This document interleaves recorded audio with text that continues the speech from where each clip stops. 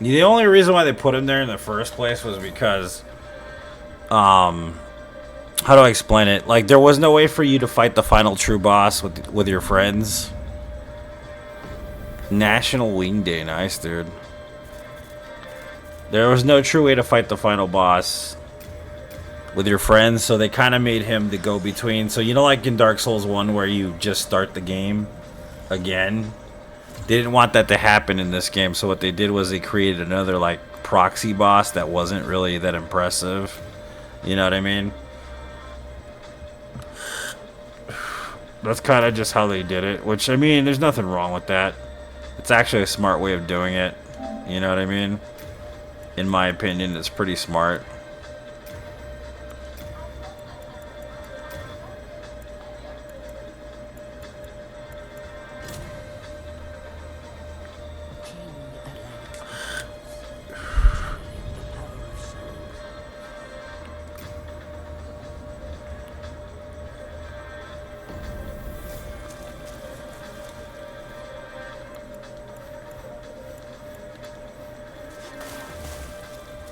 Six free wings, Buffalo Wild Wings. That's cool, dude. That's pretty neat.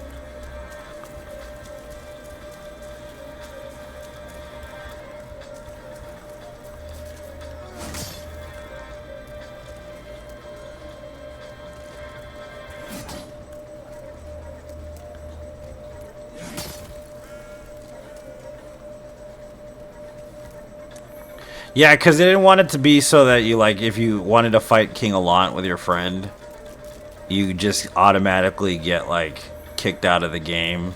You know what I mean? Not be able to fight King Allant, basically, with him or her or whatever. So that's kind of how it goes. Like, it's a smart move, honestly, design-wise. It's just, it's kind of a pointless boss fight, to be honest with you. National Lasagna Day. I fucking love lasagna, dude. It's one of my favorite things to eat is lasagna.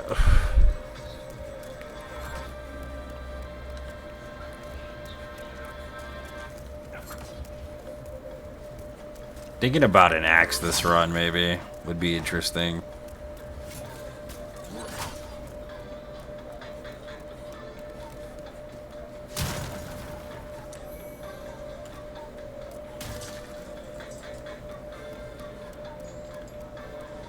I never make boss weapons, I realize that. Like, doesn't matter what run it is.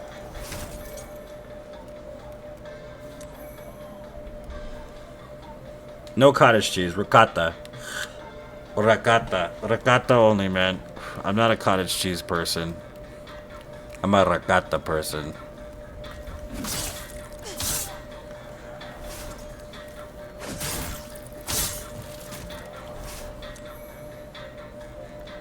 Yep. Oh, we need to get 100 in a month, dude.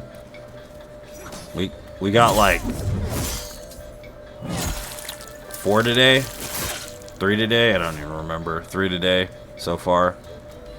3 runs, 2 other games.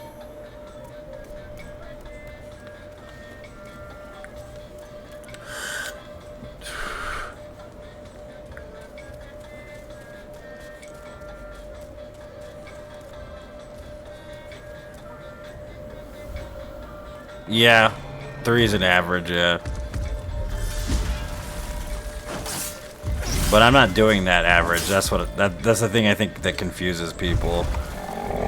Because I kind of have to pick up the slack depending on when I have time, so I'm not planning on doing 3 a day. I got lots of other things to do, you know what I mean? Unfortunate as that is, it's the case. It's mostly because I have a full-time job and then I do this as a full-time job, so that's basically what it is.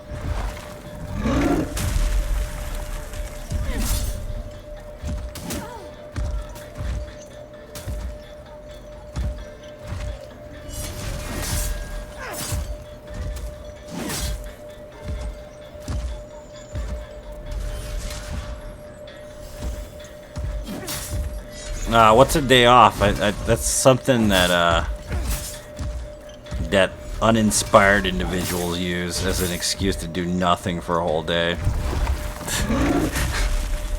That's not me. Ask anybody I live with. I don't have a day off. It's kind of sad for them, man. I feel bad about it, actually.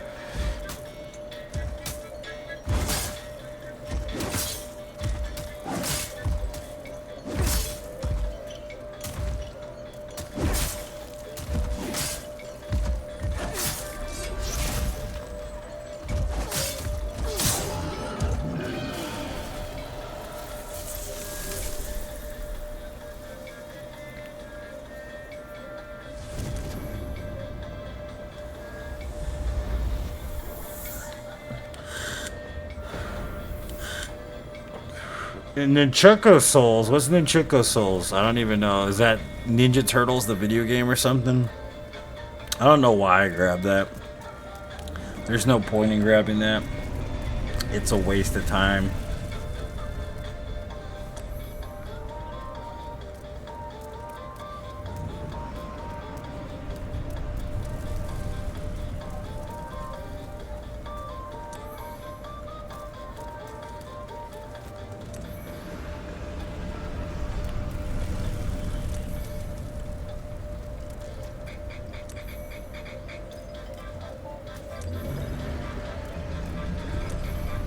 The best way to look at it, the weapon they should bring into Soul... Oh, yeah, they should, dude. I don't know why they don't have that.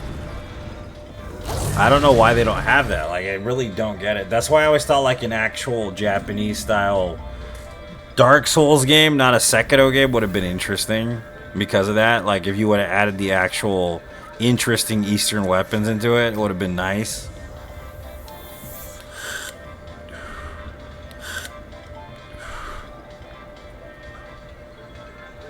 What run are you doing, man?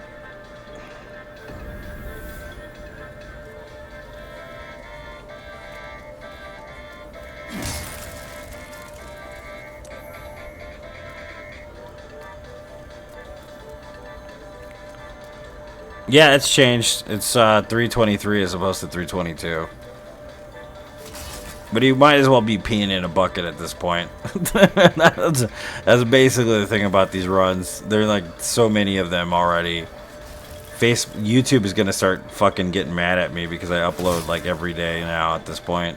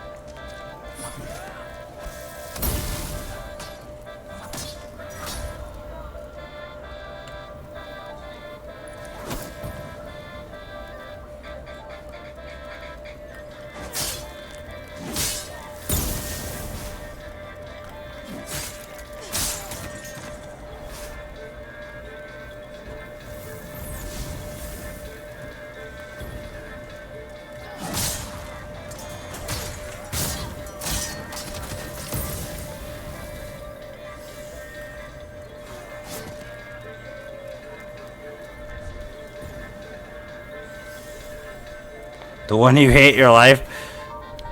Or what run are you, well, like, what do you mean, like a full-on, like, couple miles run? Or like you're doing a marathon? Like, I need to start running again. It's been a few weeks for sure. Wasn't that right? Probably longer. Not gonna say anything, but...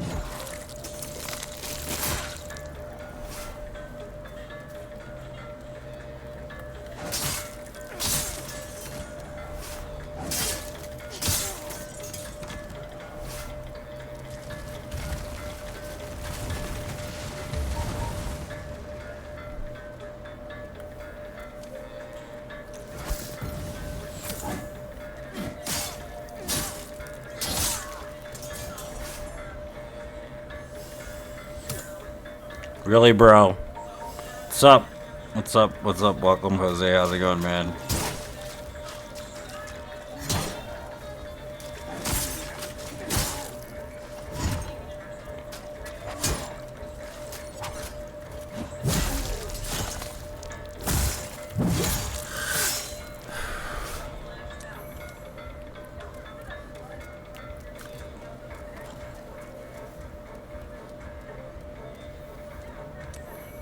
5 mile speed walk and hey, yeah, that's good stuff, man. Good for the heart, bro. 3 week, yeah, because the cardiovascular adaptation goes quicker than like anaerobic shit. I already know that. It's true. Like, it's totally a thing. Unfortunate as it is, it's true. When you don't run for like 3 weeks, you lose your... Well, I'm not completely, but it gradually... Much faster than anaerobic. You know. Anaerobic it stays for a long... It's like a 6-month degradation process. And even then, like... The neuromuscular adaptation when you go back is pretty quick.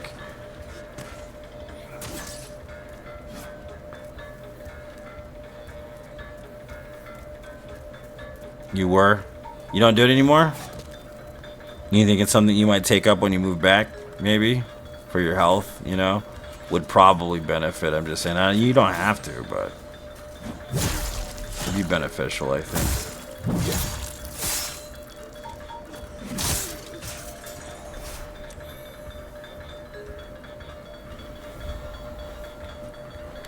Back's too messed up, that's fair.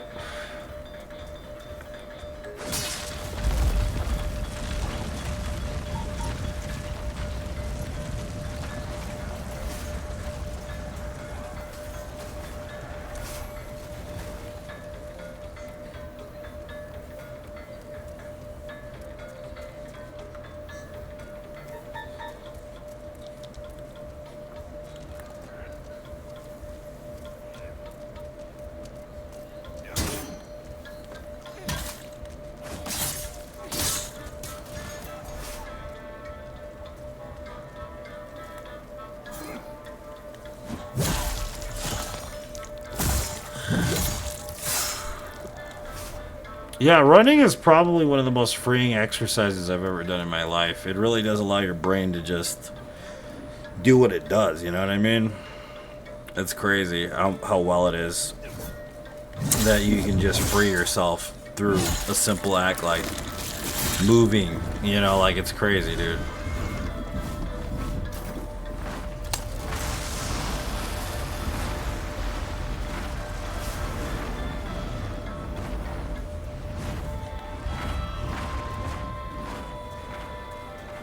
Yeah, you can only kill him with a bow, though. Believe it or not, it's lame. Or like, I think spells do it too, because there's only one window to actually kill him. The blue one is the same thing. Like you have to use a bow or like sorceries. It's kind of stupid, actually.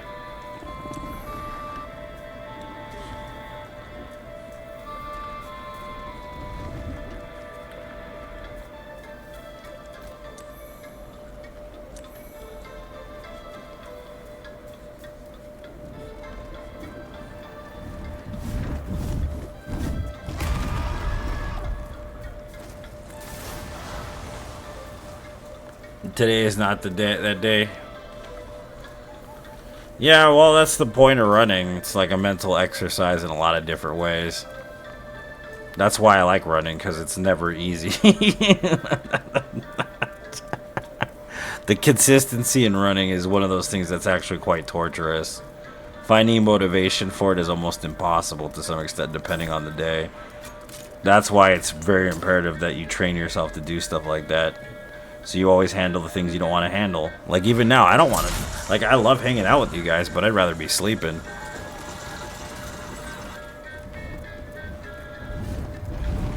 It's the same concept, just at a different thing.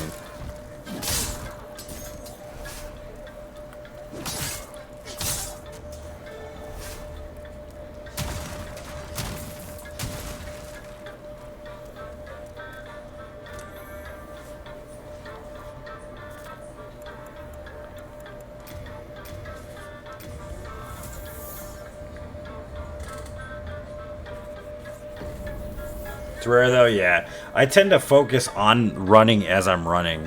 Like, I don't really free my mind. Like, you know how some people are like, don't focus on the fact that you're completing the task. Too screwed up to do it anyways? That's fair, dude, yeah.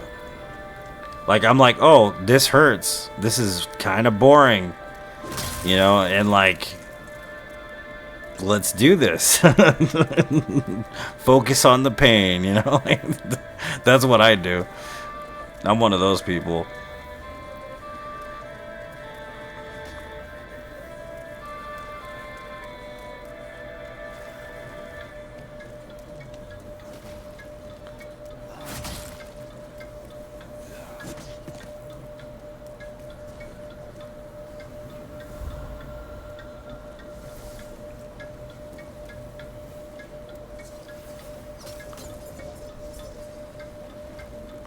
No, I mean, if you have contraindications, it's different, dude. It's one thing that being, like, going into personal training taught me is that if people have physical ailments, man, it's definitely not worth the payoff. Because what ends up happening is you end up hurting yourself beyond repair, basically. If you're already damaged, you're just going to do more damage. I totally get it. And there are exercises you can do that are comparable to running. So, I mean, you know, like treadmills aren't bad for you. Ellipticals, depending on whatever your structure is and what kind of a contraindication that you have based on the lower body and the extremities and whatnot. Yeah, you know what I mean? There are more beneficial exercises for you than running. By far. Swimming's a great exercise. Showing the first Rocky movie, nice.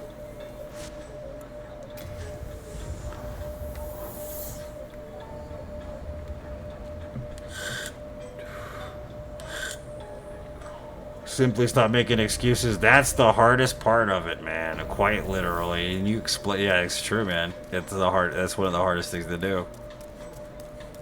Dude, I bodybuilded for like 15 plus years. Like almost every. Well, I was going like 6 days a week for 15 years, dude. That was my religion. You know what I mean? And, like, it wasn't because I was a Mr. Fitness type dude either. It's because, like I said, when I'm going to do something, I do it. It sucks, though. And then, like, when you don't do it, it is much harder to start again. You know, if you were in the military, you know all about that PT, man. You know what I mean? The PT, man, is rough, dude, especially in the military. And a lot of it is ancient as fuck, like, because it's not good for you. You know, I think they updated it recently, man, but, like, a straight-up sit-up from back in the day is really terrible on your back. It is really bad for you. You know what I mean? Running in boots is absolutely fucking hell on your knees. And your cartilage and whatnot. It's not good for you. And of course, you know, I know they say that this is a safety thing and you do this stuff to train, and I totally understand that. But ultimately, you're just basically a piece of meat. And I'm not saying, like, always like that, because there's a lot of camaraderie and they really do care about their people, but that it's basically what it is, kind of a piece of meat, sadly. It's the same with sports, though. You know, the sports training thing is valuable for discipline and teamwork.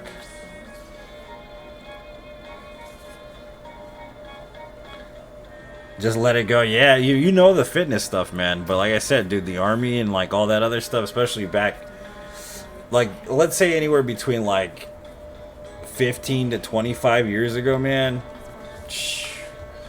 Like archaic, dude. Like specifically with the workout routine. And the reason why I know this is because my dad's been in the military for 40 years as an army dude.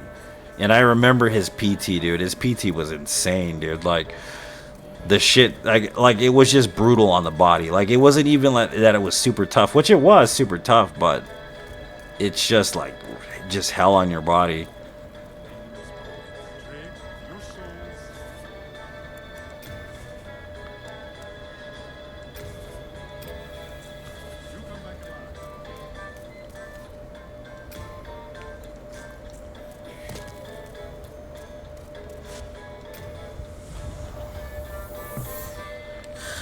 Simply a resource, yep.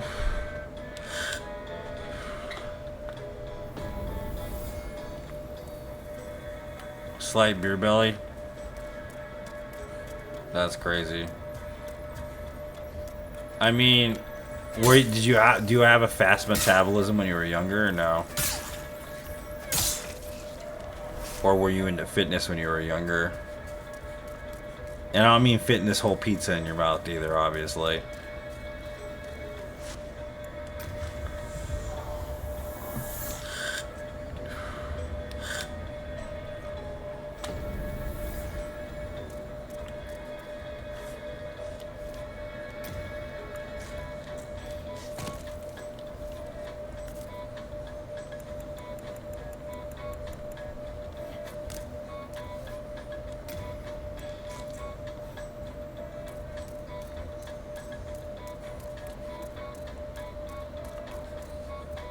.6% body fat, that's pretty hardcore, dude.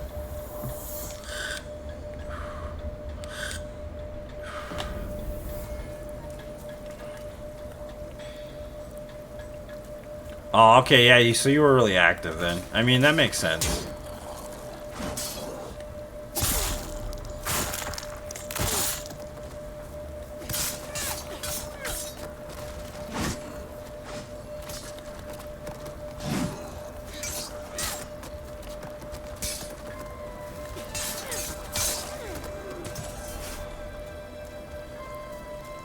I think I'm gonna get the hidden dagger this run.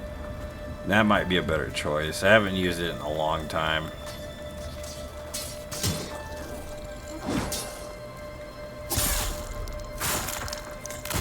Now I'm at 40%.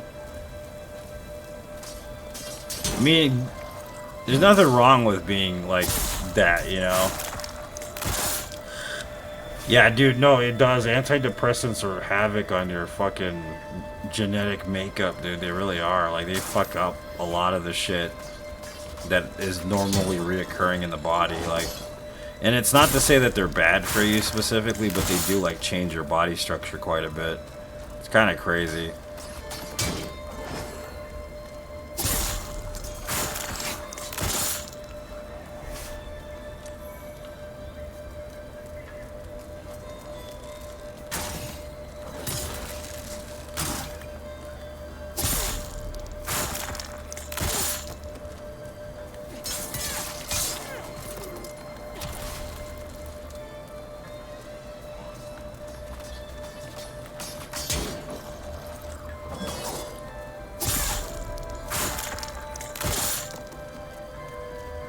Exacerbates all your injuries. That's fair, dude. I mean, that's the thing though. Like, are you going to, like, if you're not happy with it, are you willing to change that about yourself? Like, I'm not anyone to judge, man. I was overweight when I was younger, severely overweight. That's one of the reasons why I got into bodybuilding. When I was like a teenager, I was a big dude.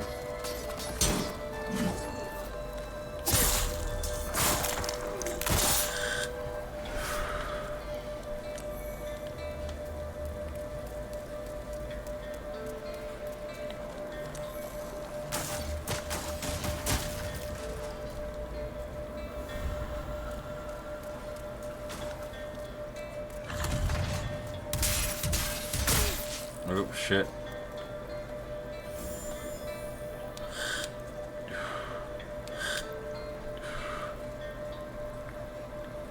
Yeah, see, I don't think like that, Sam. That's healthy thinking, and it makes sense to do that.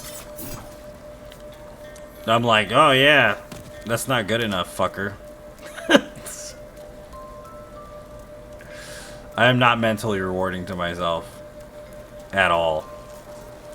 I'm like, is that all you got, you pussy? You know, that's how I talk to myself.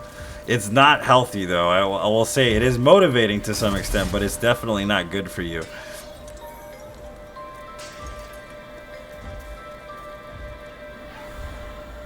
It's also why I'm a bit extreme with certain things. If you couldn't tell by this challenge run.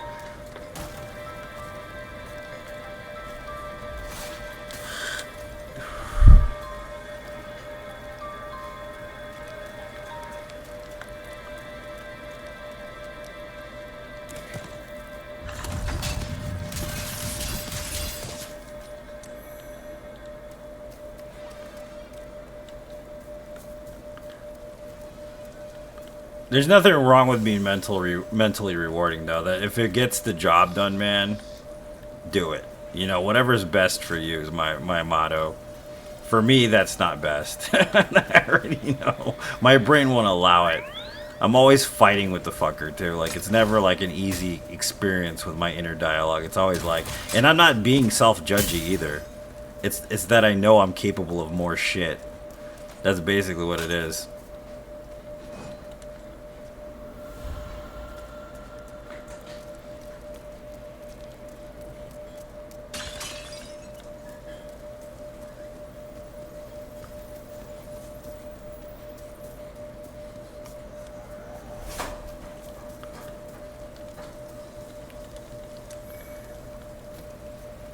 Zuckerberg's always watching. Yeah, he came into the stream just to watch. I told you, he's Cuckerberg. He loves to watch. That's what he does. He's a cuck.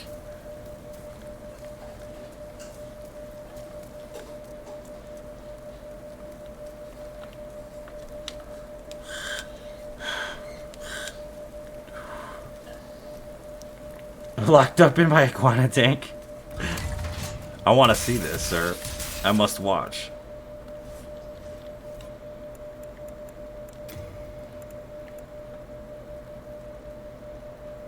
I have to get umbilical hernia, sir. Oh, you have an... Yo, dude, you have a hernia, dude. That sucks. I just read that right now, Mark. Yeah, those hernias suck, dude. I had one, too, man. I had to get the surgery. It was brutal. I stayed in bed for, like, a while, dude. Like, it took me months to recover, so...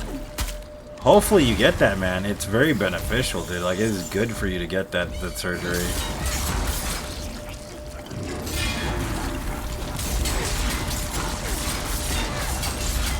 It's crazy how they just ignore it, you know that, in the medical field a lot of the time. They're like, yeah, you'll be all right, you know.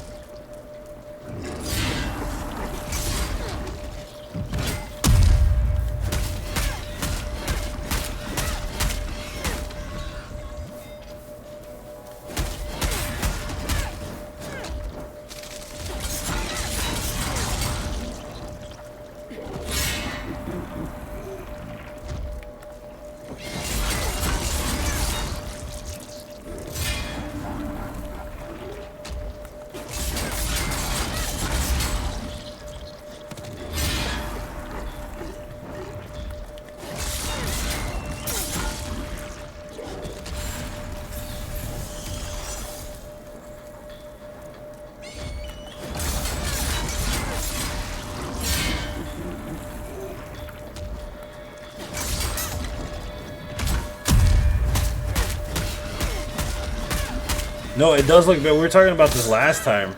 Like, recently, actually. This looks better than Elden Ring.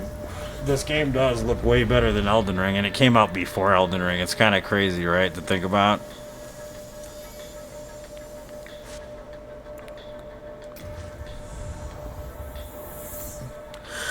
Oh, yeah, we were talking about it, yeah. Is it me or does... Yeah, no, yeah, we were talking about that. The surgeon wants to do it. He wants me to lose weight to prove I can keep at it. The hernia doesn't reform later. Oh, so the hernia... Yeah, just be careful with the meshing, dude, because the meshing fucked me up pretty bad. Like, you gotta watch out with that stuff, because I got mesh for my hernia, and that mesh is painful for me, dude.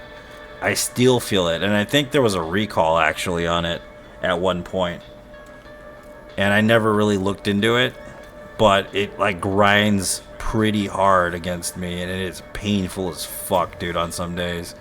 So just be aware of that, dude, because it's not fun. It's not fun to deal with. It's fucking painful, dude. It sucks, actually.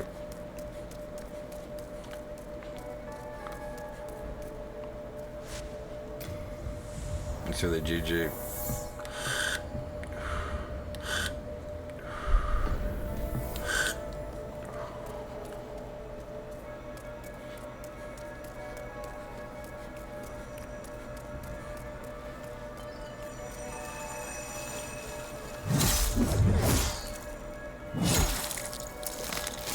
Especially if I'm doing like crunches or something, like it's pretty rough on me. I don't enjoy it at all. It is very painful. Yeah, you got the bloomin' onion. That's what my ex-manager used to call it, the bloomin' onion, because I did it at work, dude. Or if I did have it, it like was exacerbated by work because I used to work with a lot of heavy shit, basically.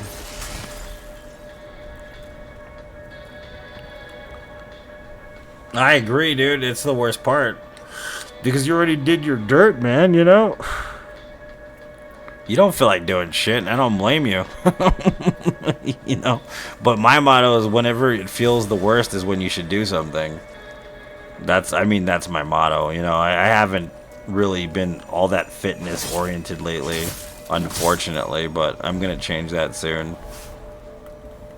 I've been really busy, though, because I've been working 2 jobs. And then when I was specifically just focused on the streaming element of it, I would still work like 10 hours a day, 6 days, 7 days a week. So I mean, and now I'm working 8 hours, you know, at this other job, and then I'm also working like 8 hours doing this. So I mean, I get it, dude. I understand what you're saying. I don't remember where the hidden dagger is. I think it's full in a room full of fucking people.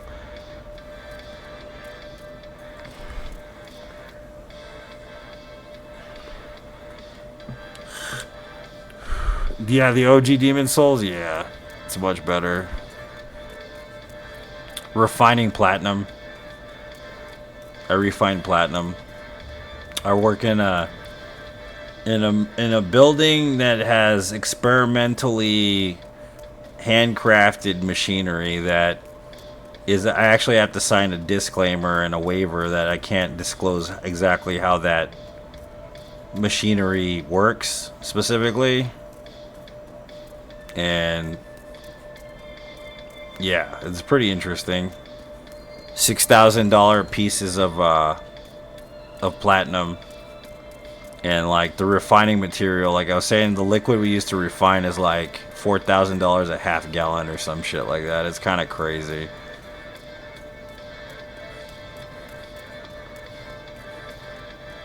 Oh yeah, and silver as well. We do silver, but it's like, it's in the back. I have no idea how to work with silver, so.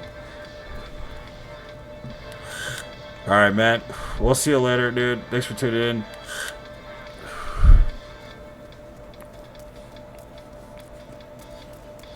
We missed a key somewhere. There it is.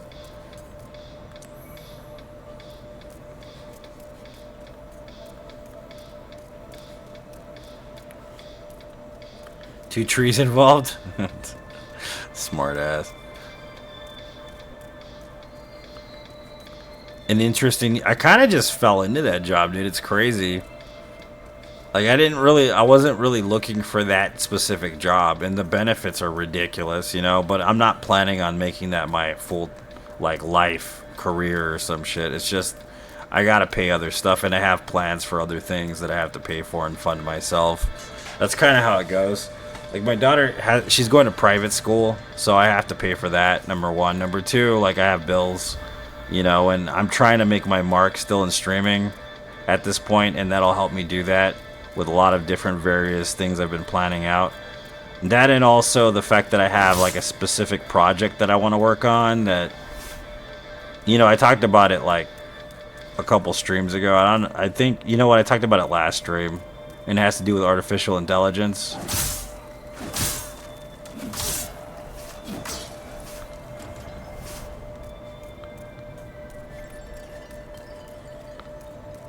So I mean, it's kind of like it's a good company, and they're growing, and they're from Europe and all that, which is neat.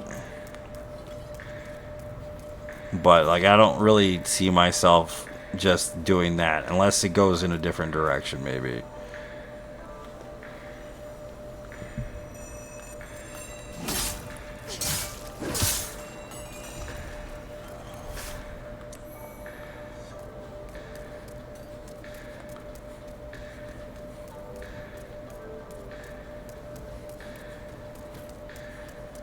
Yeah, I'm not worried about benefits.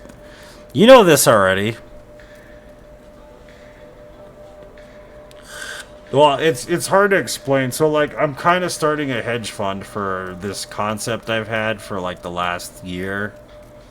So like, what I'm doing is I'm trying to fund this thing first, like trying to get some people to like kind of pay attention to it, maybe build like a working diagram and stuff for it.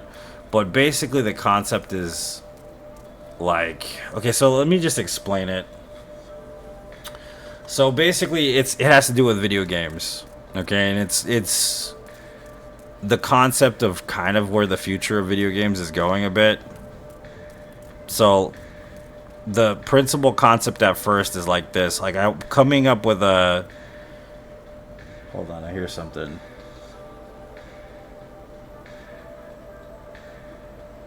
No, I think I'm good. Anyways, so what I'm doing is I'm building an AI from the ground because I'm kind of good with Python, and I've built chat bots before and stuff like that. So what I'm doing is I'm going to create an AI and have like a group of people that are like-minded individuals come with me to do this. And what we're going to do is we're going to build an artificial intelligence that plays video games. And I mean, like, not on like just an NPC level, but like at a pro level player type vibe thing going on, like completely like FPS based, and learns from other players. And what we're going to do is like a project basically, or what my project plan is, that we're going to create this AI FPS player that is highly skilled at more than pro players to some extent. And I'm going to utilize that by creating a stream to showcase the AI's capabilities without using aimbot or anything, like just naturally tuned or whatever, right?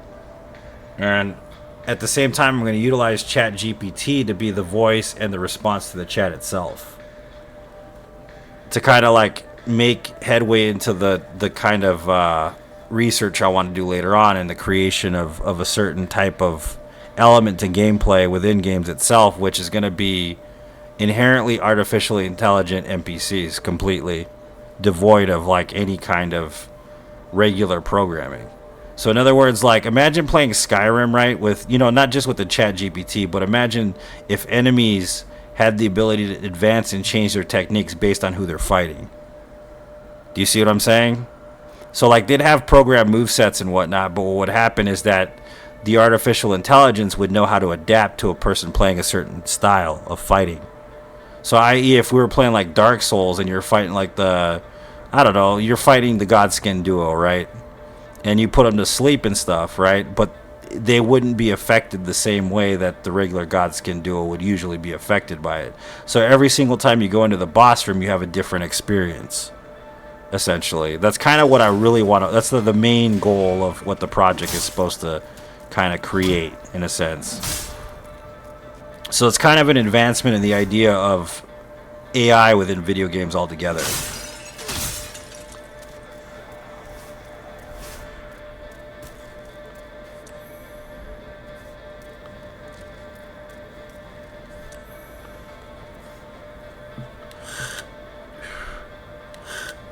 Smart enemy, yeah, exactly what I was going for, man, yeah. Because imagine a Souls game with actually inherent artificial intelligence, man. You imagine how crazy that would be to beat? And the challenge would continue because, like, it would continually adapt to the playthroughs that you're doing and understand your strategies Do you see what I'm saying? And if there's like a core conscious, like not conscious, but like a core learning central, like, you know, intelligence that's involved with it, like that's linked through the internet, it'll learn from other versions of the artificial intelligence to adapt its skills as well. So it'd be a shared experience across all platforms, which would make it extremely unique every single time you played the game. Exactly, Jane. Yeah, and that's what the reason why I came up with this concept is because you've seen me do how many runs in Dark Souls, and I've thought about it long enough, and I realize the technology is almost in its infancy, somewhat, to do something like that. And bringing it to the forefront will definitely change what a game is, like from the ground up. You know what I mean? So that's kind of like my main goal for the next like 5 years, is to work on a project that will allow that to happen, essentially.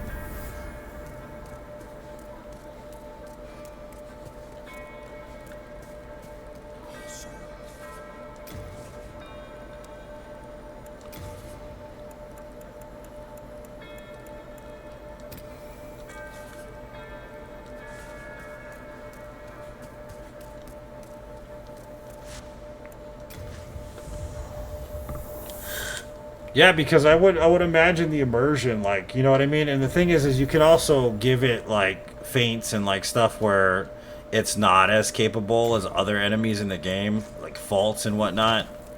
I think would be interesting because it would make it more like human error.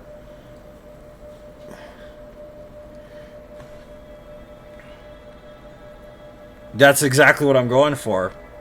That's exactly what I'm going for, Jose. Exactly. You get it, man. That's exactly what I'm going. A different, unique, truly unique experience. You know what I mean? For every game that you play would be like ultimately the forefront, and it would change gaming as we understand it. At least in my opinion, it would. You know what I mean?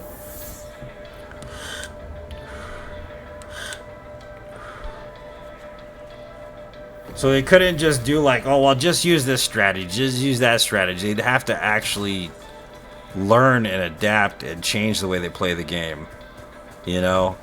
And every experience would be completely different.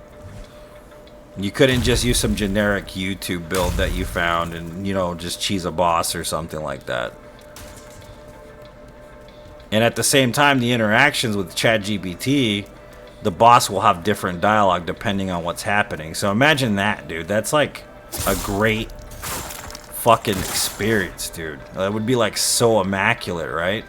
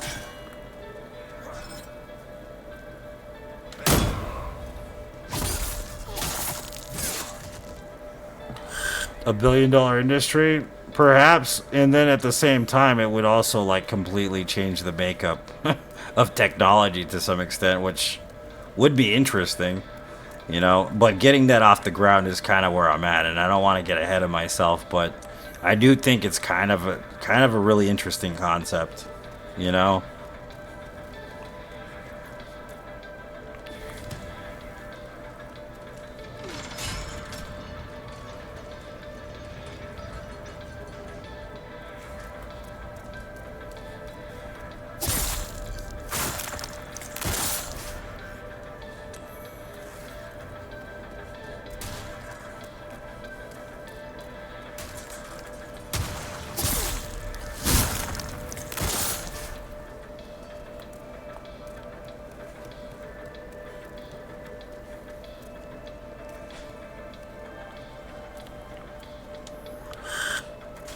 Well, I wasn't lying about AI girlfriends and shit, dude.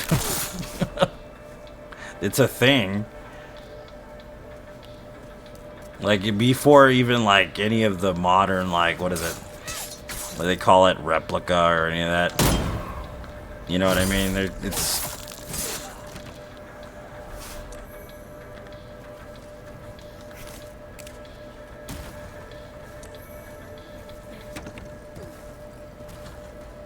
But I know the thing is there's things I don't know at all about, like, programming at all. Like, I just don't know shit about. So that's why I need a think tank of people. I can't do it by myself. I need like-minded individuals that are willing to try to create this thing. You know, like, it's not going to be just me doing it. I can't do it by myself. It's impossible. I need like-minded individuals, basically, to do it.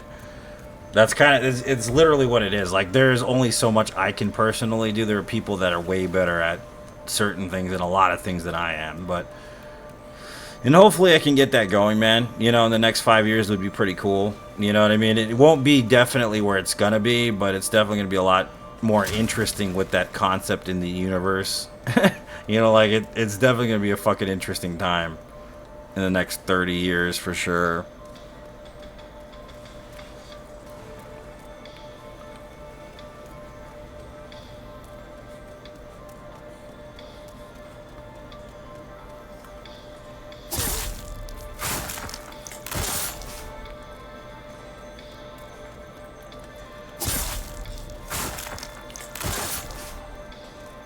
That dude straight up just fell off.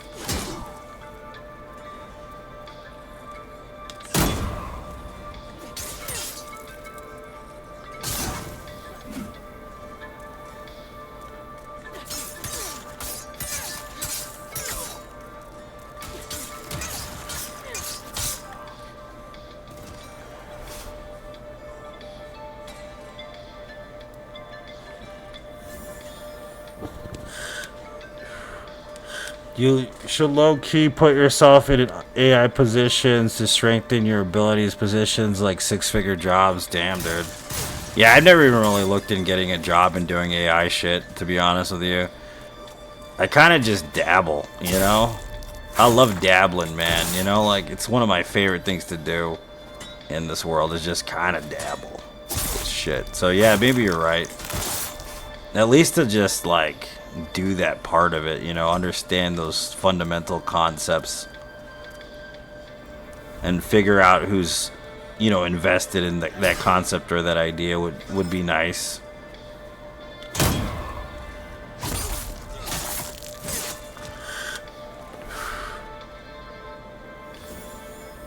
$800K is a lot of money, dude. I don't know what I'd do with all that money. Buy like 50 Dush Hounds and release them into the wild? I don't fucking know.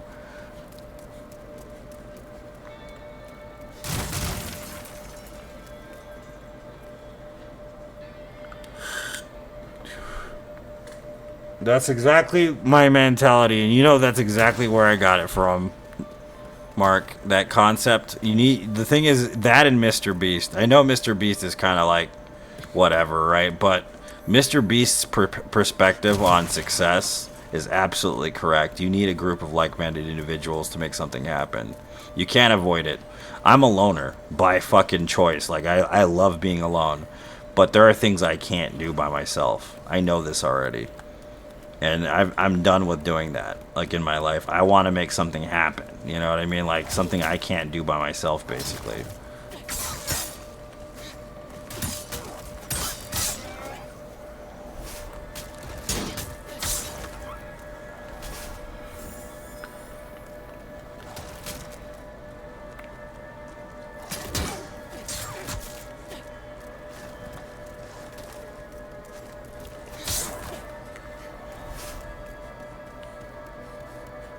So yeah, it's like I said, it's just a very small, like, infancy concept. You know what I mean? I'm slowly building my way there.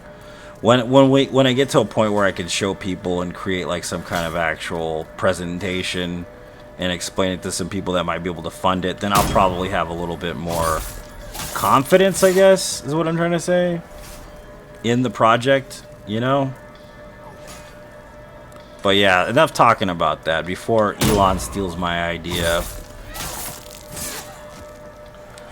This running shit sucks. Let's stop talking about it, because if we talk about it, someone else is going to end up doing it anyways. I know how it works. I know how this shit works.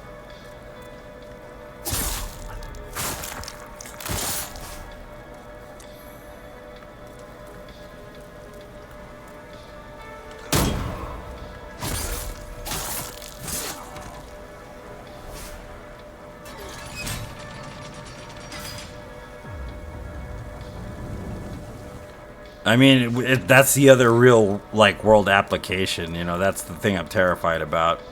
Military involvement, you know, it's kind of scary because that is a possibility, you know.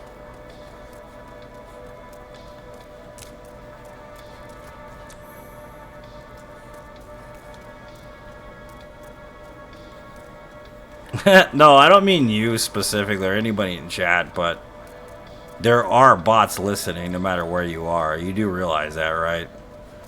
That's why whenever you're talking about, I don't know, donuts, you find a link for donuts on Facebook out of nowhere for no reason. You know, there's always that lingering fucking bot listening to your ass somewhere.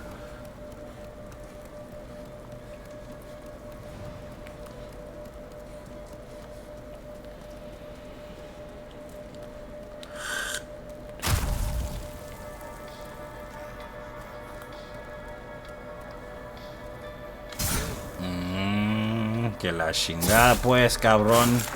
Come caca, cabrón. Come caca.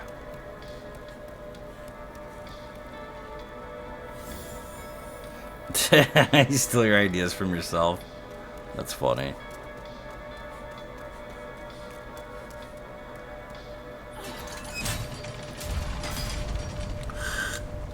Come caca. That's what my nana used to tell. I love my nana, but she used to tell me that. Eat shit. She used to tell me, you don't want that, eat shit then. Like, alright, well. She'd make me dinner, I wasn't happy or whatever. I was hardly ever not happy with my grandmother.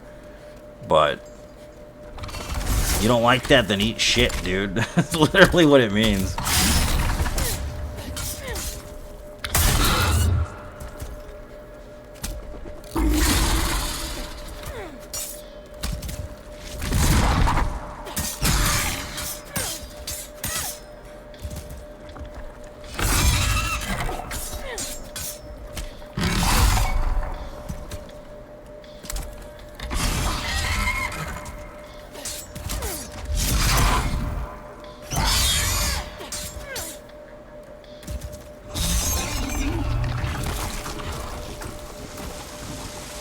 Yeah, it's the same shit, man. Quite literally, just said differently.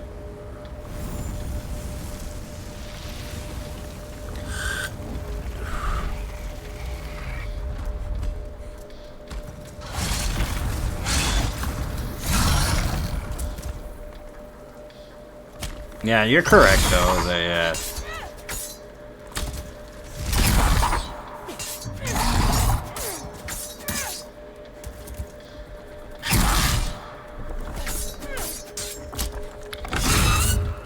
But then, like, it's also the promise of law school, you know? So it's kind of like... I mean, I could still go to law school, but... it'd be crazy to, like, pull off this shit and then you have, you pass the bar exam. I mean, it's always a good fallback, though. You know, in case things don't go the way you want them to. And I still love the law, so, I mean, there you go. It's in Dominican, though. That's fair, dude. That's fair.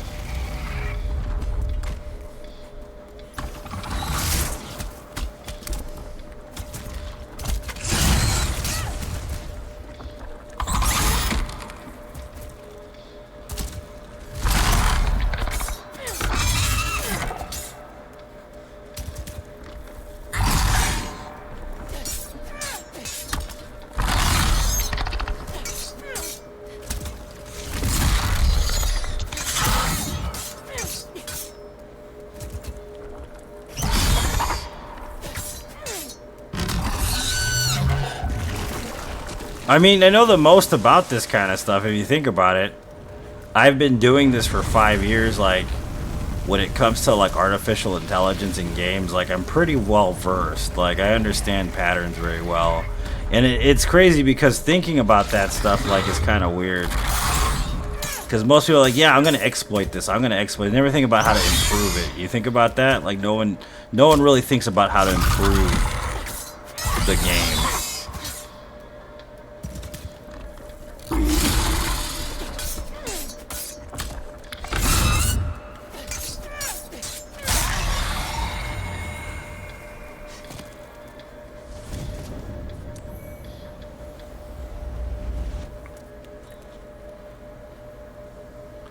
Worst part of weight loss is intermittent fasting is fine while sleeping, working, but you're really hungry and insomnia hits.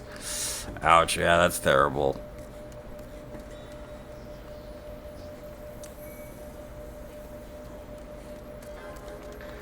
It's true. You're correct. I intermittent fast every day almost, though. I'm used to it, but I mean, it is a pain in the ass, dude. Getting used to it. But you can do it, Mark. Dude, I do believe you can do it, dude. It's gonna be alright, buddy. You got this, buddy. You got it. My friend, by the way. So, like, I've lost, like, a lot of weight already. Which is cool. My friend's lost 30 pounds, man. 30 pounds.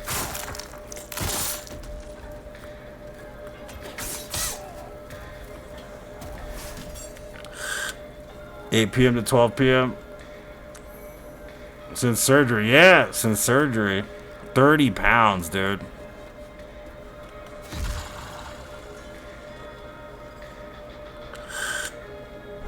A 310, I want to get under 225. Yeah, that's totally doable, man. You know? That ain't too far off.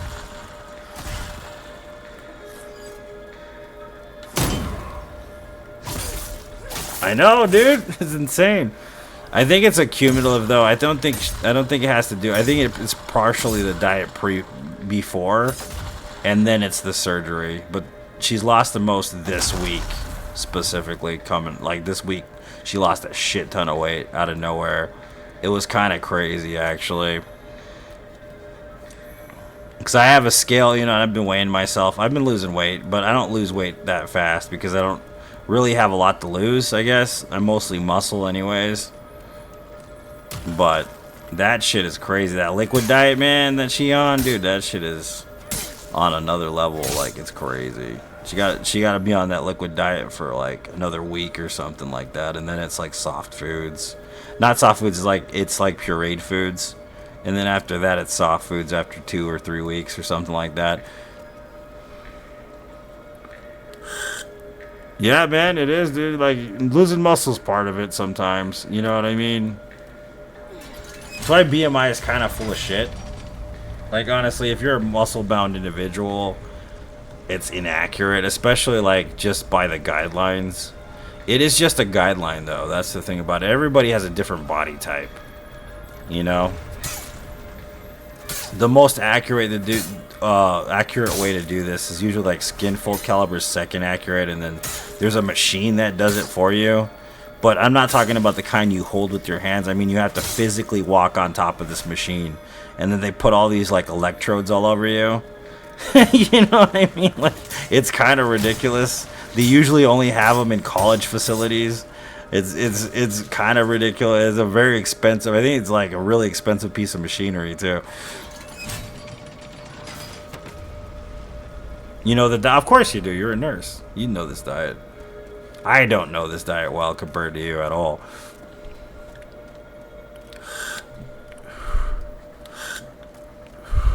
You lost 20 pounds. That's good shit, man.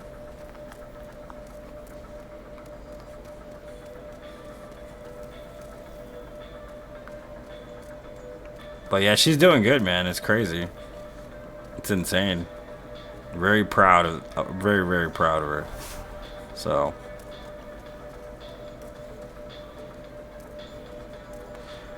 I'm probably only gonna stay on this diet for like another month. at the most. It's pretty brutal.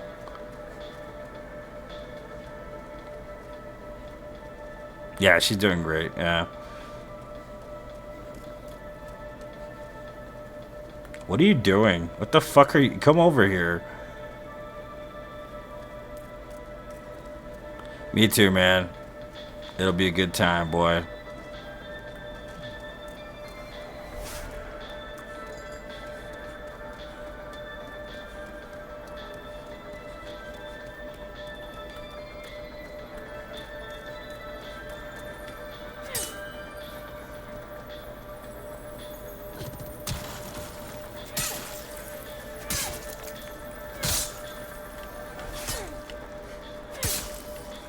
I don't think so, dude. You're not going nowhere. Sorry.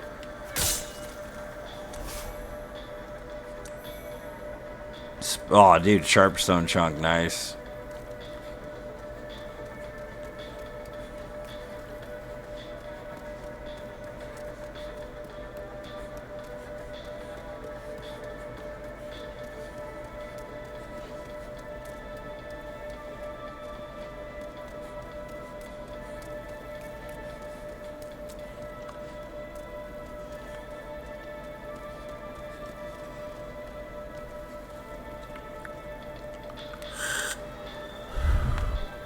Yeah, that'll definitely help, man. Yeah, cardiovascular exercise is literally the best thing you could do in general. Granted, you do burn a lot of calories from the anaerobic process, you know, lifting weights and all that. But it's not the same kind of fat reduction. That was the thing that was funny about doing personal training. Everybody was always asking about spot reduction. And it's voluminous, you know? It's a voluminous process. And he's like, how do I get rid of the love handles? I want to keep my butt, but I don't want to have love handles. And it's like, dude, it's voluminous. You know what I mean? You're going to lose it from everywhere. It's not just from one part of your body. You can't just spot remove. You know, they like the thing is even those like what are those suits? Those they're like sweatsuits. You know, and sometimes you have those that are just like midsection sweatsuits. Those don't work, dude. Not that way, at least. Like waist trainers and stuff change the shape of your midsection, but it doesn't actually remove the fat. It just pushes it somewhere else.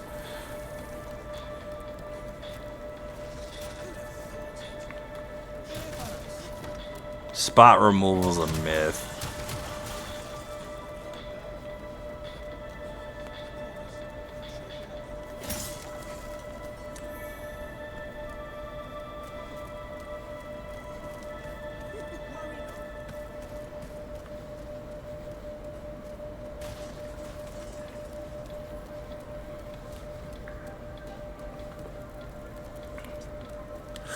The hill that raises 300 feet in 300 yards. Man, just be careful with your knees and your back, bro. That's all I'm going to say. I know that you're going to probably do it anyways, but just be careful with that shit. Don't fall either. I'm going to be real sad if I open a stream one day and you're like, dude, I fell. Like, I'll be really sad.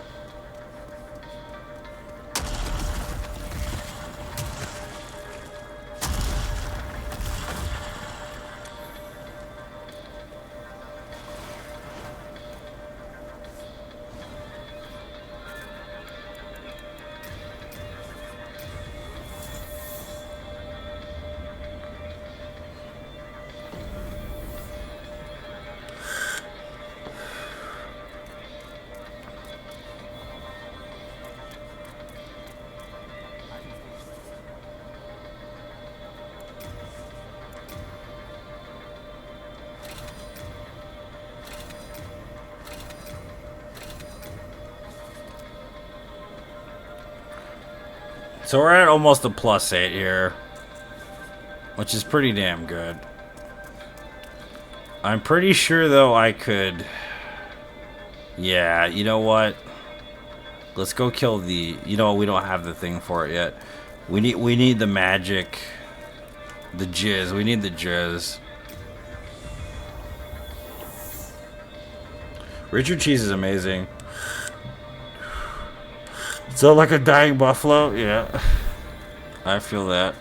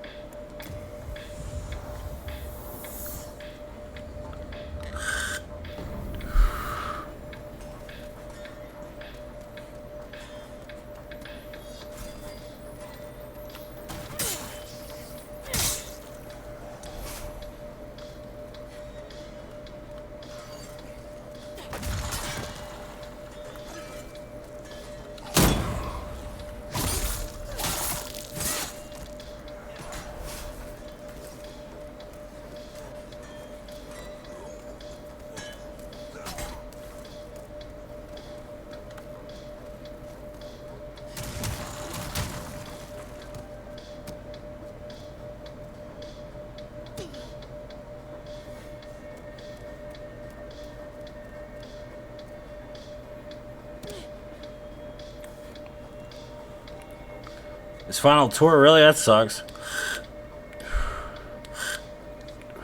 Dude, yeah, that's a good way to live, dude. Be financially independent. Good stuff, dude.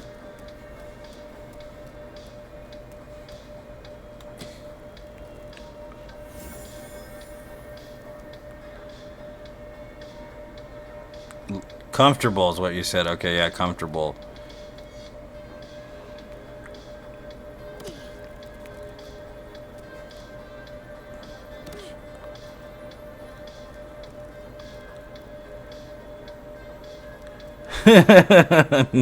Willis.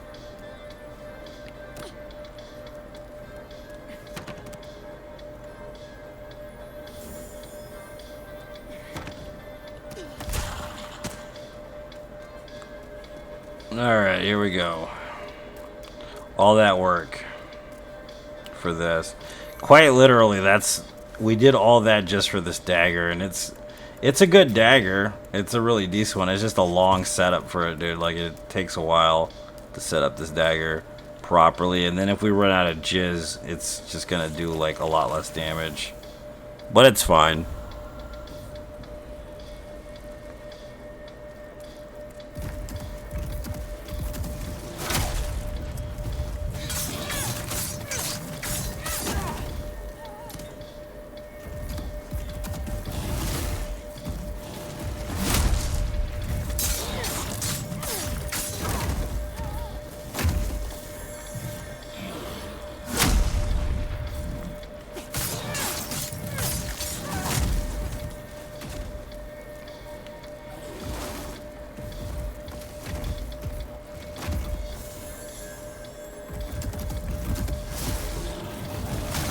Really? Shithead.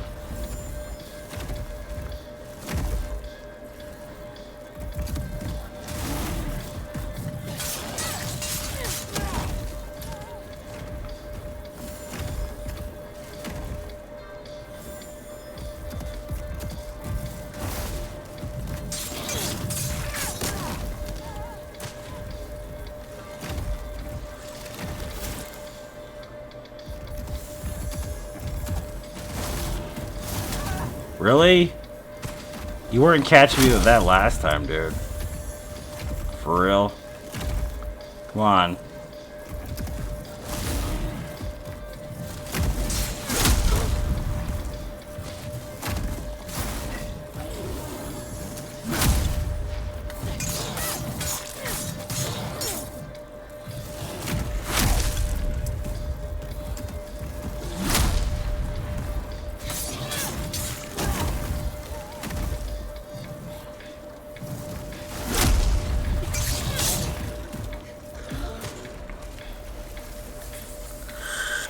Alright.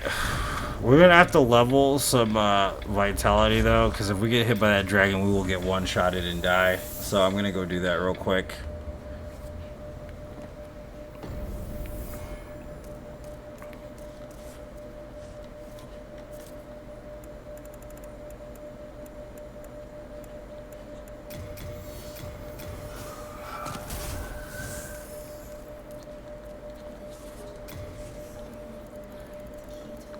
We need at least 30 vitality.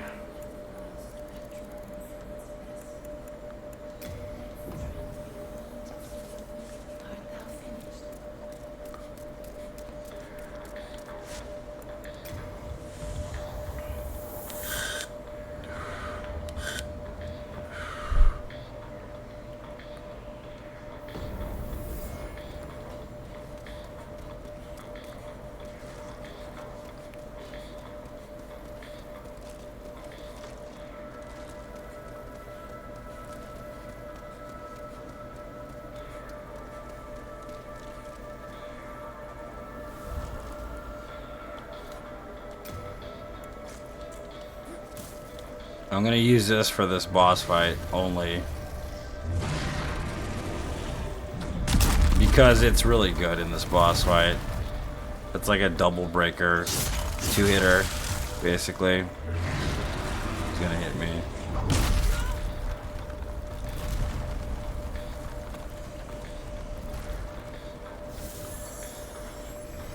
Like, I think the katana does a one-hit. Like, if you use the uchi, like, it literally hits the rocks once and breaks them. This weapon's a two-hitter. The dagger is probably more like a 3 or 4-hitter, which is lame.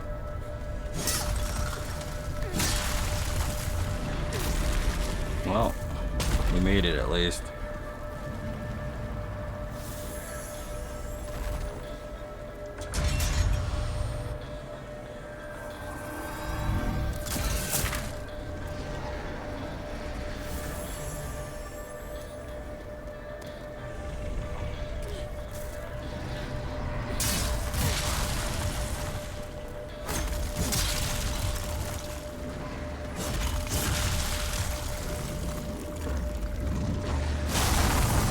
Really, dude? How did you see me exactly? I still don't understand what's going on here. Whatever.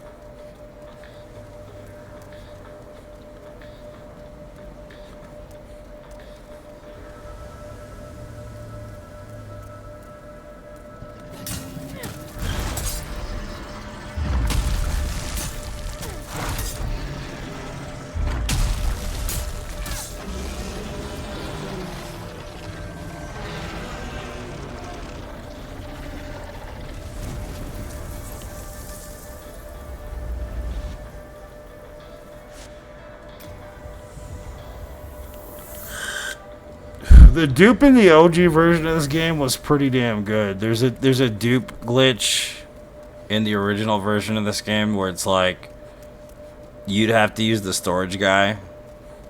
Thanks for the GG, right? And you could dupe anything, souls, stones, like quite literally like just anything in the game. And you could dupe a shit ton of each of them. It's kind of crazy, actually. I miss that dupe. That dupe is pretty damn badass. Nice, sharpstone chunks. That's a good sign, actually.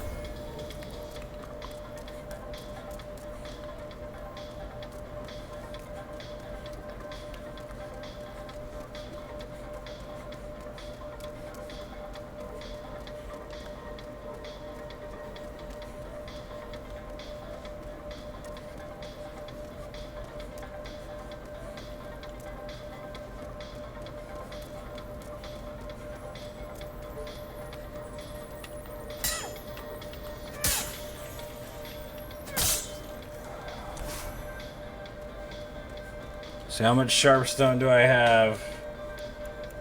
I have 5 sharpstone chunks. I mean, that should get us a +9 for sure. +9 is all we need to beat the game, basically.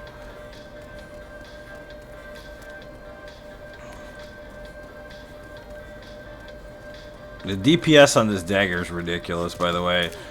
This is actually my favorite level 1 weapon in this game. I know that sounds weird because it's a dagger, but the dagger is so damn good, bro. Like, when it's a fully upgraded dagger, it is fucking stupendous. Even in the original, it's fucking great. Well, it's called the hidden dagger in the original. It's not called the secret dagger. This is called the secret dagger in this version of the game, which is weird, but...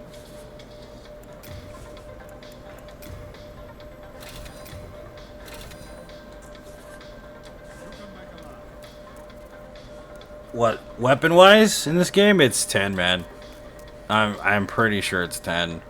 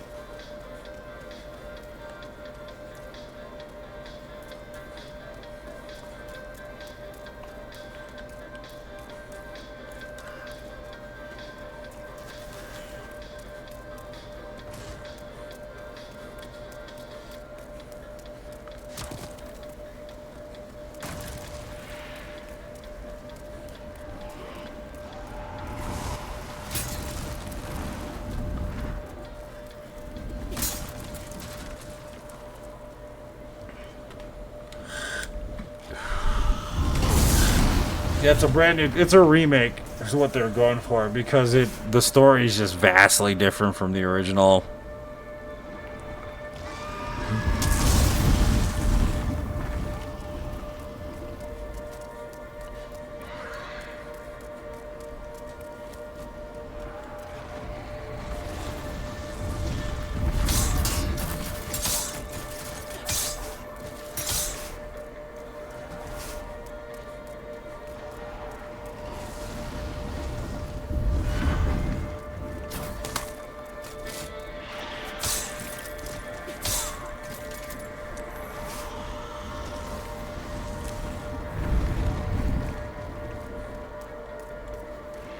The thing is you can make this dagger sharp and get better scaling, but the sharpstone shards are kind of hard to come by in this game for the sharp infusion. It's actually kind of ridiculous to get a hold of sharpstone shards in general. And even standard, this thing is fucking beastly.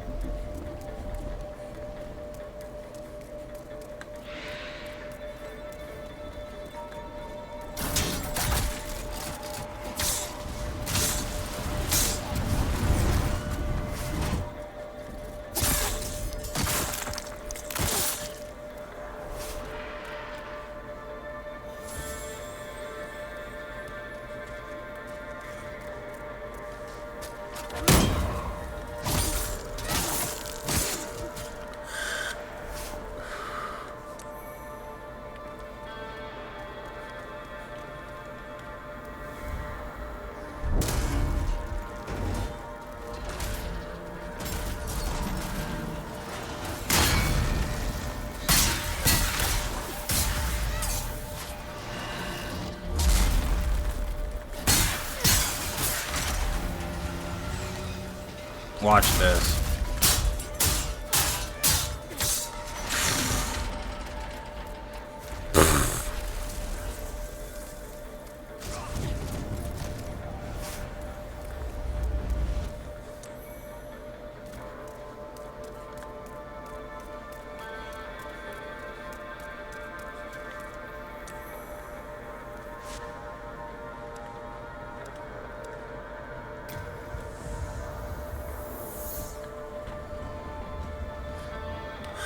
This dagger is so good, bro.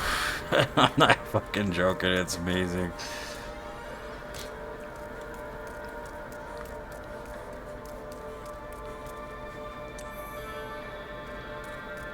It's got short reach though. It's just really quick.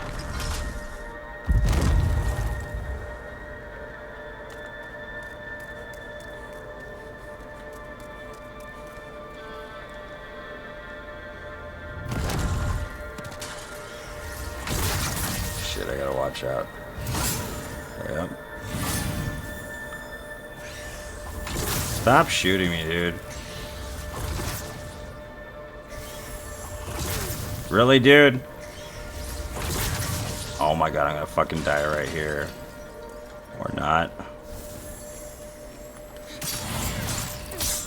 Jesus, dude, that was annoying.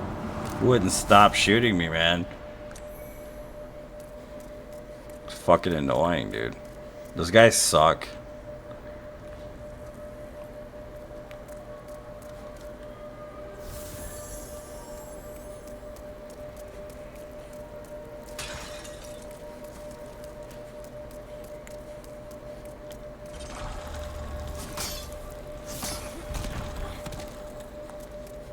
Too close? Yeah, dude.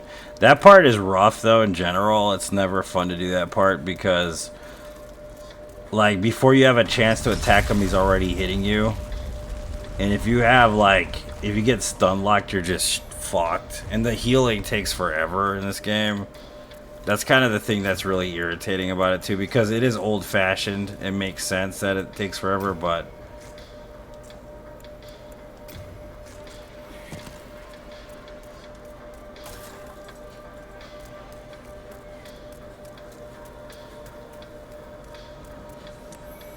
Damn patches. Yeah, fuck patches, dude.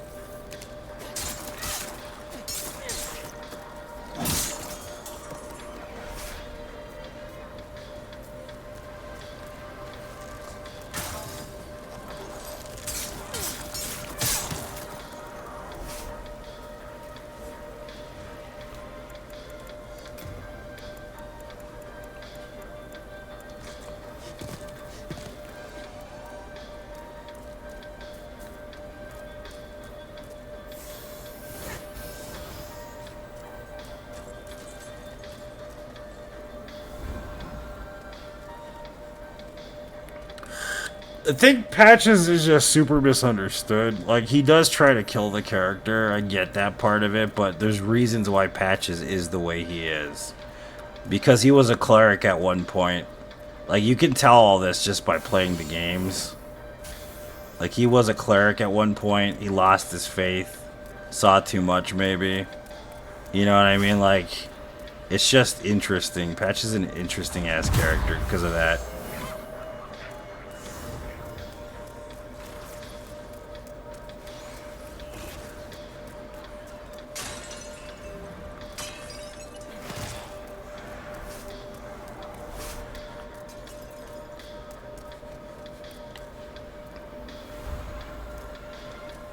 That's why he asks you in Dark Souls if you were a cleric. Because he particularly hates clerics because of that.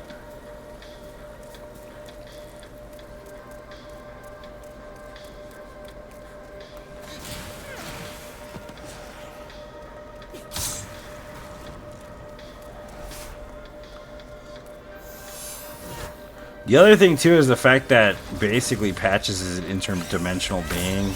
Too, because he's in every game. That's another interesting thing about Patches. He's basically the Q. I don't know if you guys know Star Trek well, but he's like the Q of this universe. It's kind of crazy to think about, but he basically is.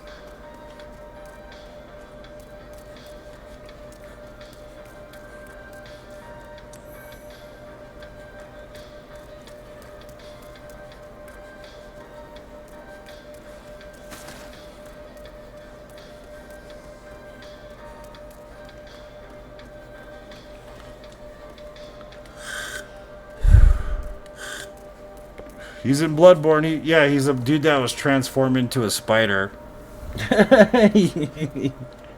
He has Patch's head, but he's a spider. He has a spider body.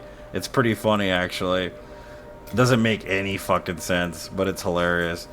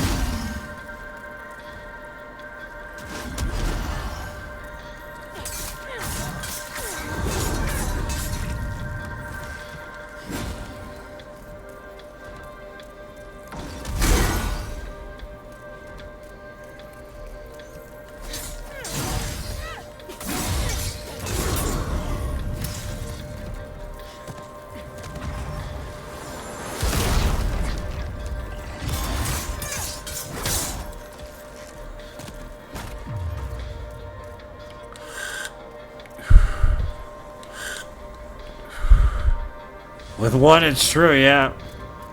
Did anybody ever watch Deep Space Nine? I like Deep Space Nine. I think it had an interesting storyline, dude. And I actually really like the characters in Deep Space Nine. I know I'm like getting into nerd talk here, but Deep Space Nine is an interesting ass fucking show. I thought it was interesting. It really did illuminate a lot of shit, honestly.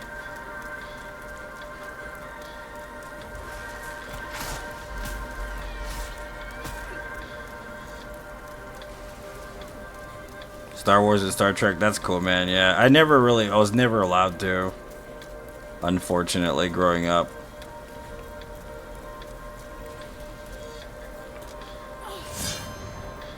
So I kind of really got into it like after my mid-20s.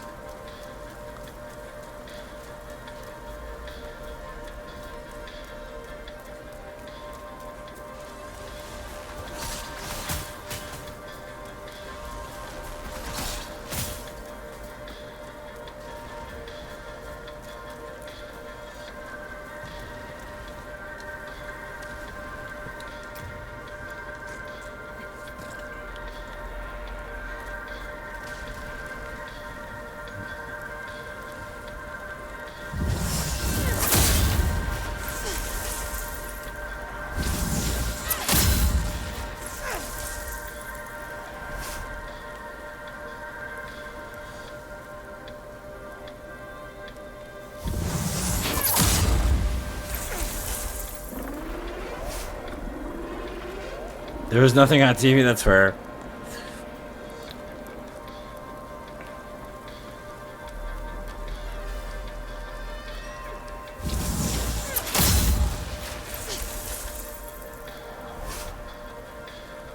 Yeah, I agree, man. It's crazy because the Federation is very specific about everything. You know, that's kind of like the model like a lot of people wish society kind of followed. It's really strange to think about how the Federation interacted with the rest of the universe to some extent. Kind of is really weird shit, man. It goes on. They were like tongue-in-cheek really talking about a lot of shit in that show. You know what I mean? It's kind of cool though. I dig it. And it's funny because people are always like, well, they were never talking about social issues on television before, like, the late, the late 2010s. That's when they really started talking about social issues on television. It's like, dude, Star Trek, dude. Look at fucking X-Men. X-Men was all about the social issue, dude. Like, completely up and down. You know what I mean? There's lots of shit that did that before people even knew they were doing that. It was entertaining, yeah, but it's crazy. Even the show Quantum Leap, I don't know if anybody's ever watched Quantum Leap, it was very much about that too.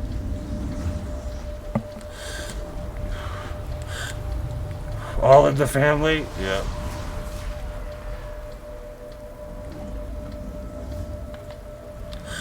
Interracial gay relationships in the 60s. Yeah, don't forget the interspecies shit. I'm just kidding. It's all about the little green women. Captain Kirk was getting it on with the little green women, man. He was doing his part to incorporate as much of diversity within the universe as possible by screwing as many little green women as he possibly could. Push so many boundaries, yeah, dude. What about the Jeffersons? I love the Jeffersons, man.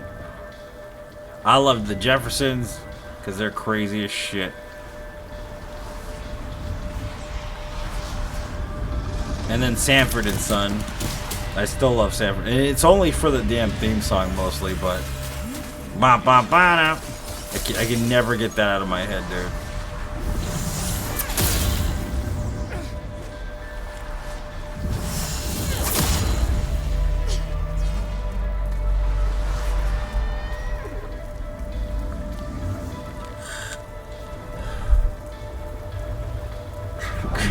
The fucking Coach, man. I forgot about that show. Coach. What was the other one I forgot about a while ago? Wings? I don't know if anybody's ever watched Wings. The show Wings. Like, what? Dude, that was like one of the weirdest sitcoms ever made. It's about an airport, like, in random characters. And it's like, what the fuck is going on with this show? It's based solely in the island of Nantucket. Like, okay. Sure, we'll do this, I guess.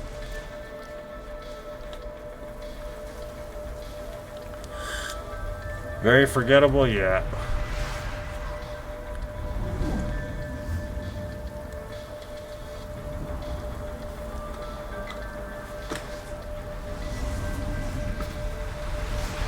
It was after Cheers. Yeah, Cheers was great though, man.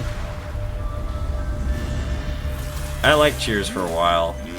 Till it got like kind of stupid, obviously, because I mean that show went on for a long time. Like in the world of old-fashioned television, that show went on for way too long.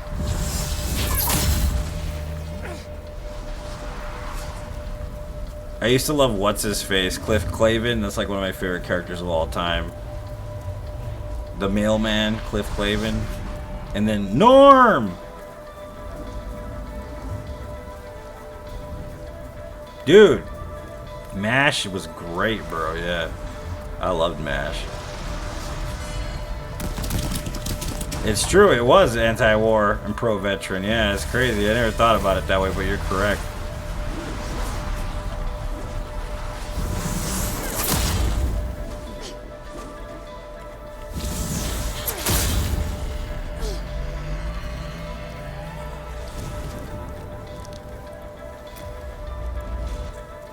Who remembers Night Court? You guys remember Night Court?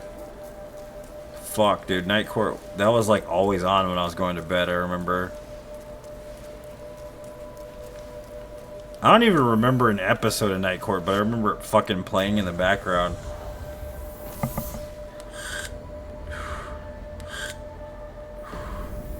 That kind of sucked? Yeah. That's true. They just rebooted Night Court. Why? That show doesn't need to be rebooted. It had its place. It's not going to be valid now at all. It's too old-fashioned.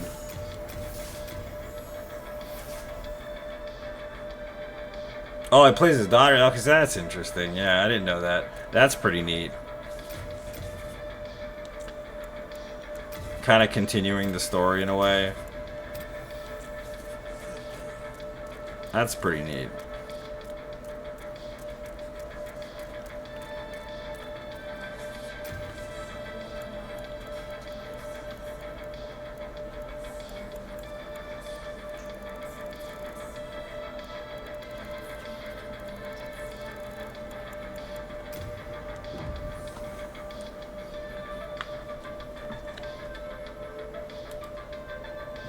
Quantum Leap, yeah, I saw. I heard a lot of really bad shit about Quantum Leap, though, the remake.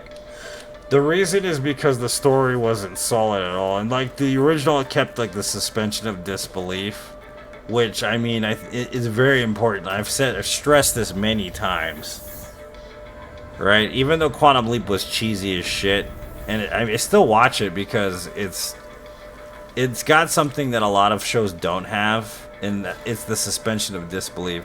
A lot of stuff is poorly written, a lot of stuff is really well written too, so. The suspension of disbelief is very important for writing fiction, in my opinion.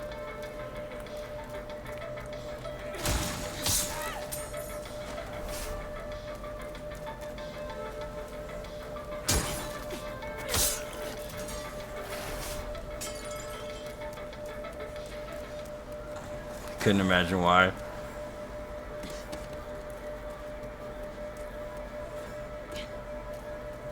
But I've heard that like doesn't even exist. Like they explain way too much. Well, I mean it's like the classic trope, you know, time travel is a very old-fashioned sci-fi trope and it kind of dated as fuck. Like no one should use it anymore pretty much unless it's a comedy or some kind of satire. Like you can't really make a remarkable time travel show anymore. It's just not possible. I mean, yeah, you probably could revamp it. Try to give it some new shit. Dude, Firefly is one of my favorite shows of all time, dude. Still to this day.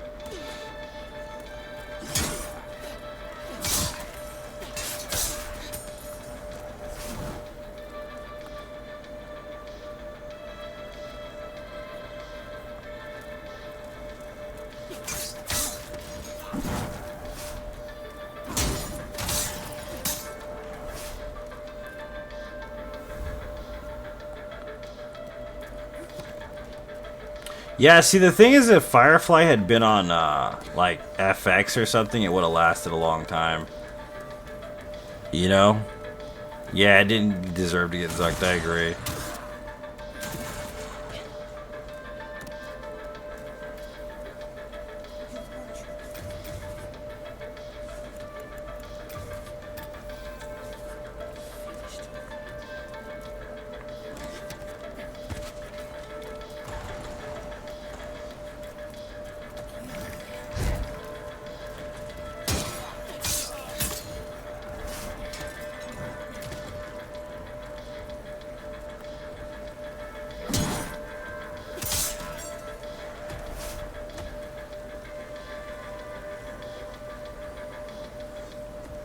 No, there wouldn't even be the world. The universe would be destroyed, and multiple universes probably.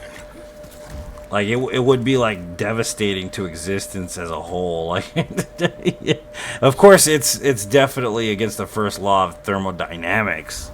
Time travel is like completely impossible. Hence, why Quantum Leap was a thing. It makes sense they tried to create some kind of at least semi-decent perspective on the idea of what time travel could be based on equal mass transplacement, you know, but the first rule of thermodynamics would not allow time travel to be physically possible. It's impossible. You know, it's an impossibility. But the idea of transference of consciousness based on certain circumstances, it might be. Who's to say it's not? I mean, you know, but other than that, man, you know what I mean? You're correct. You'd be doing some terrible damage to just existence as a whole.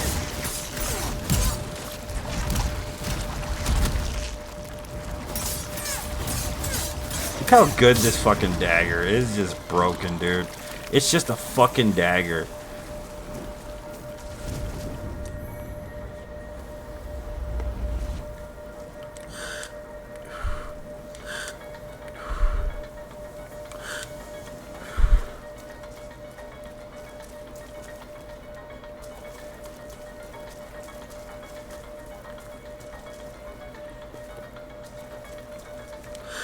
He says it doesn't. It's true. I mean, well, technically, time travel does exist, but it's more like motion travel.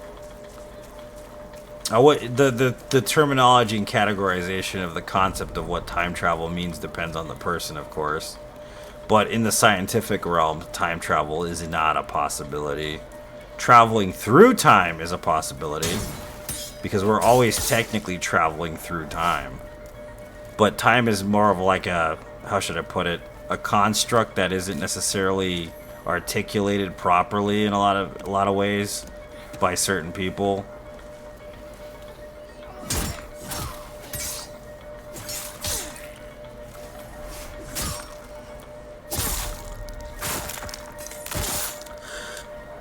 I've never watched Twin Peaks, dude. Believe it or not, I've never seen an episode of Twin Peaks. Not one. Surprising. I know.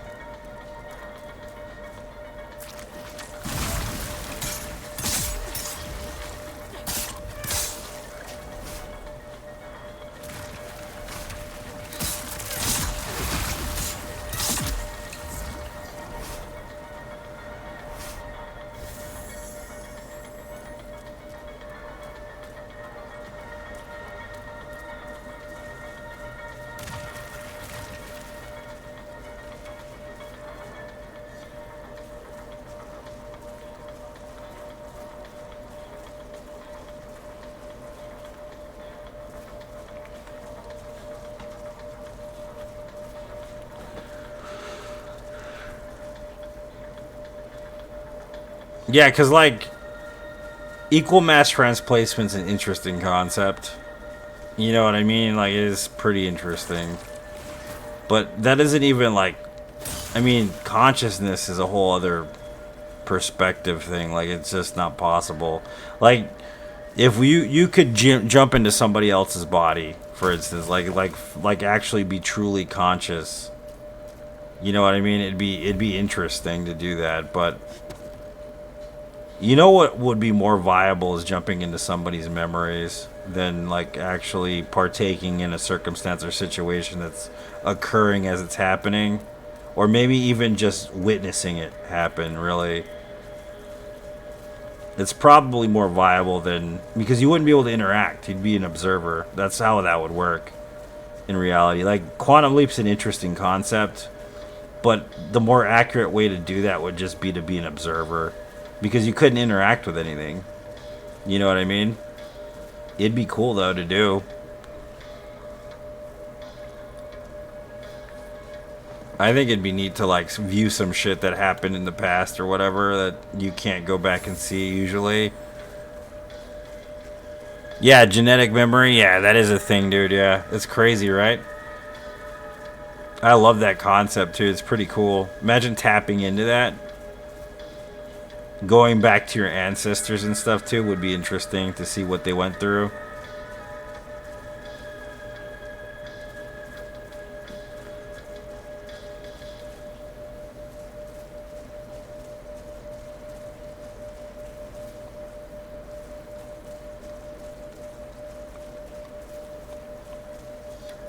The entire premise of Assassin's Creed, yeah. That there is some merit to that, but the other half of it is just hokum, man, you know? It's like, oh yeah, I'm actually an assassin, bro. I'm gonna kill this dude. That's fucking hokum. Good luck.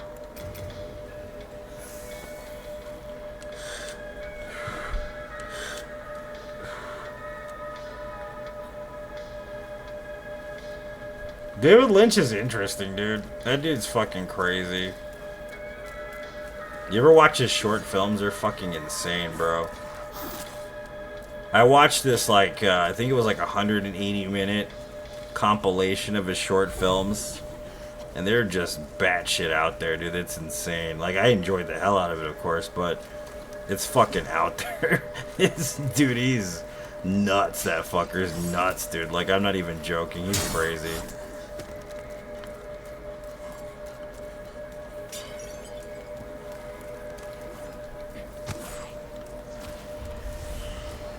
Quite a visionary director, yeah.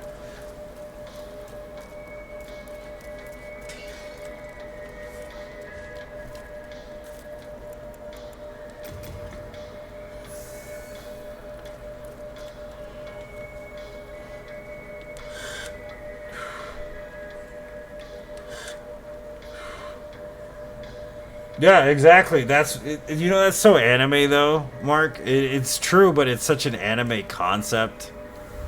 like, oh yeah, you know, my father was a great, my great grandfather was a great hunter, you know, and now I know how to hunt because I've accessed the genome, you know, like, it's so fucking anime, dude. It is such an anime principle, but it, like, it would be cool as shit to do, wouldn't it? It would be so cool to do that.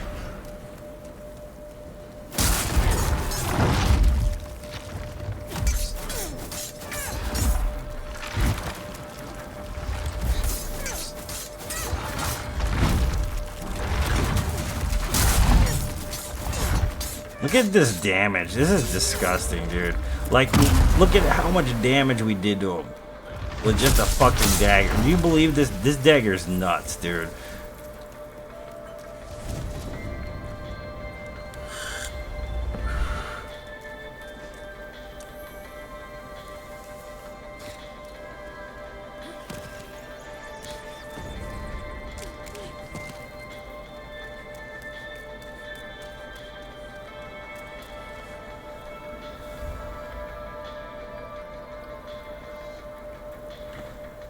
It's true, yeah. There's no muscle memory. It's called the Hidden Dagger, Matt. We finished a run right now. We finished 2 runs earlier. So we're at like run 4 here, basically, and I'll probably run 1 more after this.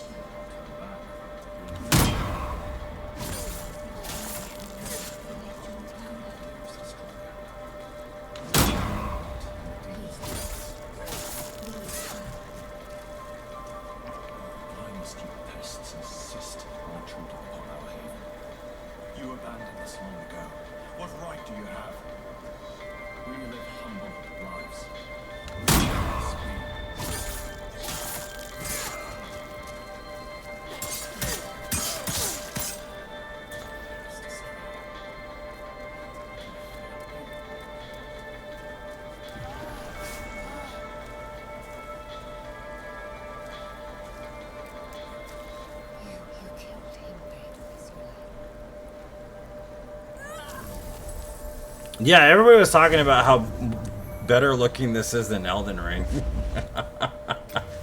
Still, like, it is better looking than Elden Ring by far.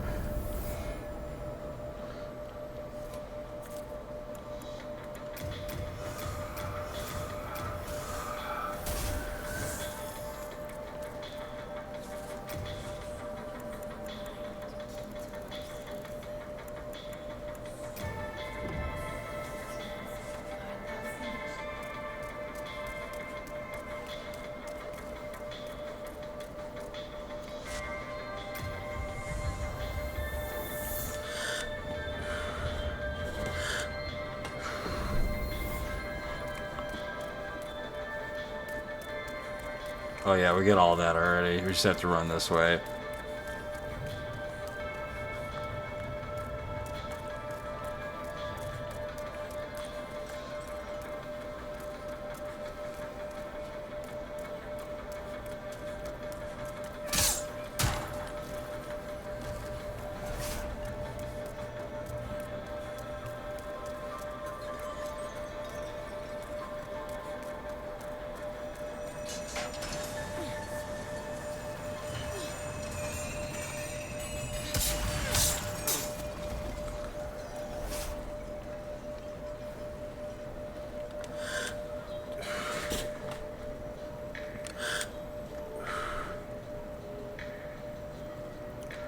But see, that's also the concept of time is absent of that specifically, Jose. That's what I'm trying to say. The terminology for time travel is a loose amalgamation of principal concepts. That's why I say this, because, like, time specifically is kind of a questionable scale of measurement, and it has more to do with the relationship with the universe. Do you know what I mean? It's not really a, how should I put it, an accurate measurement of motion in the universe. It only gives us a guideline in which to kind of live on a daily basis because it's an ancient form of... Do you see what I'm saying? So that's why it's kind of like... It's one of those things, man. That's why I say that. Yeah, time is relative, yeah. Terminology and categorization, you know, that's what I'm saying. It's one of those things, man. Interdimensional travel, you know, you can't really call that time travel, kind of.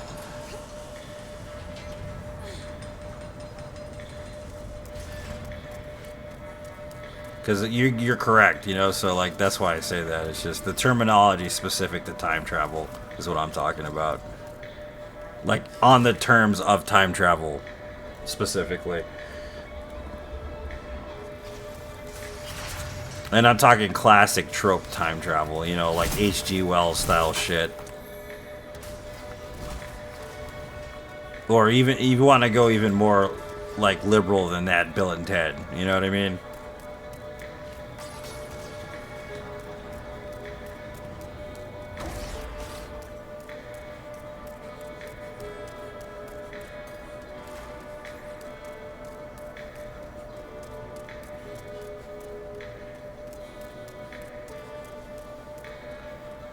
Which of course goes into like a system of understanding ethics, kind of. It kind of becomes an ethics debate when we talk about time, if you like really get into it.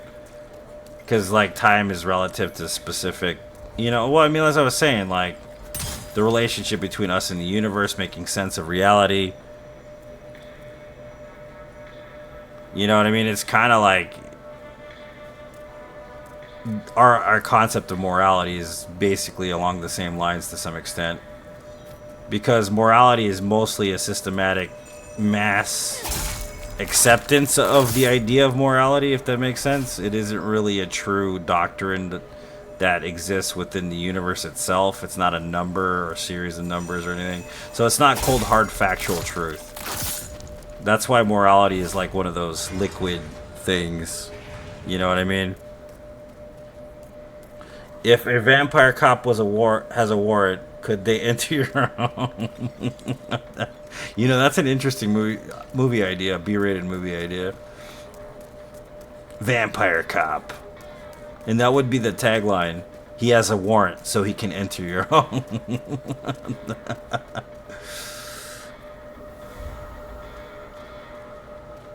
Reading up, and yeah, dude, yeah, I understand. Yeah, I get it.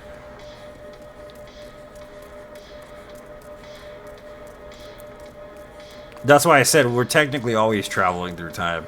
So we're always time traveling, technically, because we're always moving forward into the present, no matter what. And with the rotation of the, you know, the Earth, and of course, like the way that gravity works and pulls and pushes and all this shit, technically we're always moving through time. So technically we're always time traveling. So that's why it's kind of like, well, motion traveling between certain distances, you know, like, so it's like it's kind of a touchy subject to talk about, and it takes a brain way bigger than mine to comprehend most of it. So reflections.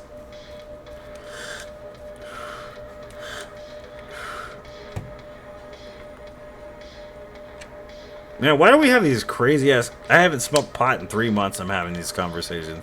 Some crazy shit. Y'all, I need to smoke pot if I'm gonna be talking about this shit.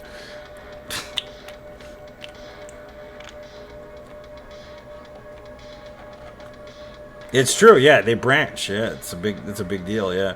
Well, I mean, according to theory specifically, we can't say for sure, but they say Octum's razor. You know, the simplest answer is often the most accurate, and I mean, maybe it is as simple as everybody had believed in the ancient world. And this pissed off an atheist friend of mine a while back, and I did it just to piss him off because he's really into physics. He's a physics guy, you know, and I love physics too, man, but I'm not like a cold-hearted bastard, let's put it that way. But like, I wanted to piss him off, and I didn't know I was gonna set him off so terribly. It's 3 a.m. Oh yeah, because that makes sense actually.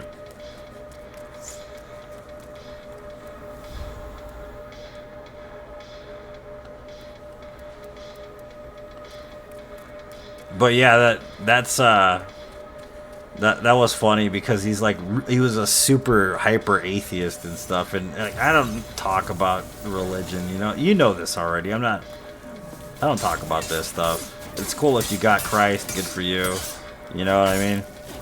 Look at dude with a dagger. Did you just see that? With this stupid dagger? That was disgusting, bro. But because I told him it's just Octum's razor, dude, and he's like, "What do you mean?" I said the simplest answer is usually the most accurate. And he's like, "Yeah, correct, right?" But then I told him God really did create the universe, and we were really made in His image. You're just making it more complicated than it needs to be. And dude, dude, his face turned red, dude. And I did it just to piss him off, just kind of cheese him on a little bit. But he took it like personally. He got so pissed, dude. He didn't talk to me for like 2 weeks.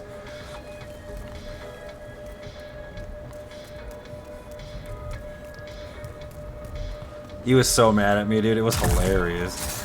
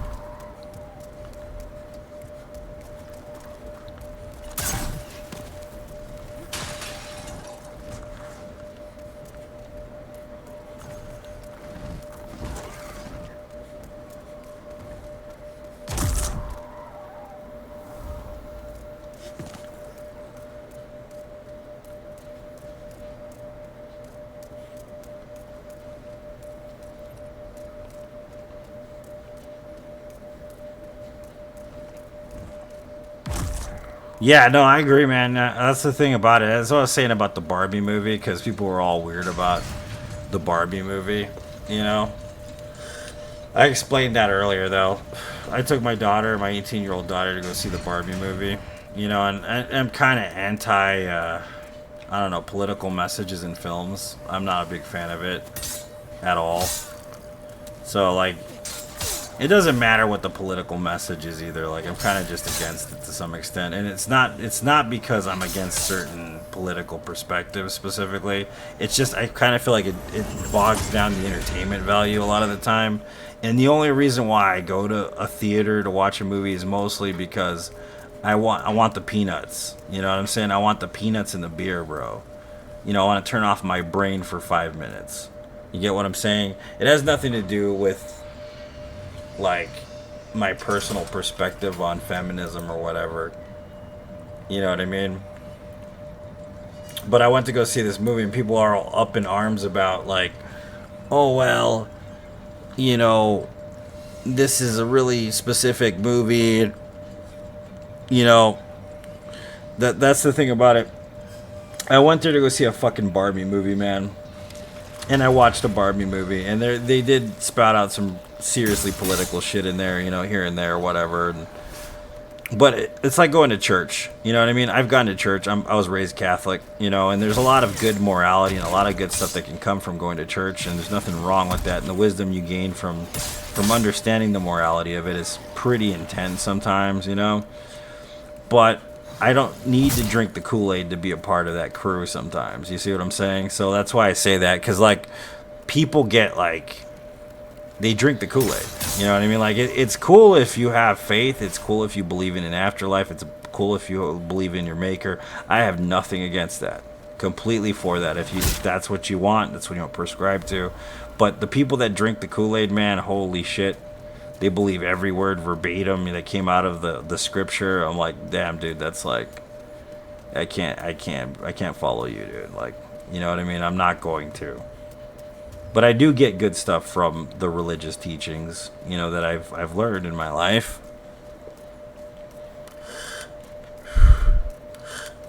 Political beliefs, yeah, dude, because it's like, it just kind of bogs everything. It makes people not agree with each other at all on any level. There's no civil discussion or like open forum for debate, and that's kind of why I don't do it either. Because it ends up being some bashing contest and a pissing contest, really. Wow, that's not good. Well, I barely made it out of that one. You know, and I kind of don't want to be involved in that pissing match. You know what I'm saying? So I tend to just stay the fuck away from all of that. For that reason.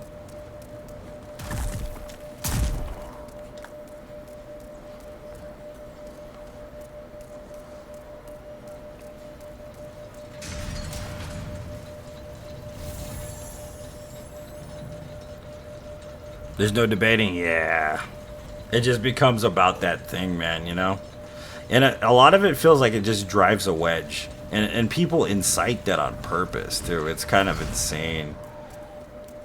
Like, people enjoy driving that wedge in, you know, and hurting other people in the process. Just to make themselves feel better because they're already, like, full of toxic shit that other people did to them, you know? Like, there's somebody that didn't agree with them, you know, hurt their feelings, whatever it was, down the road, you know?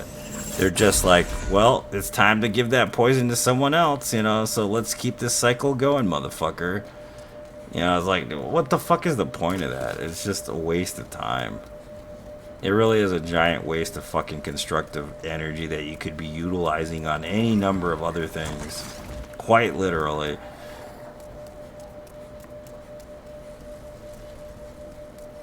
That's a word I need to stop using, is quite. That's an annoying ass word I should never say.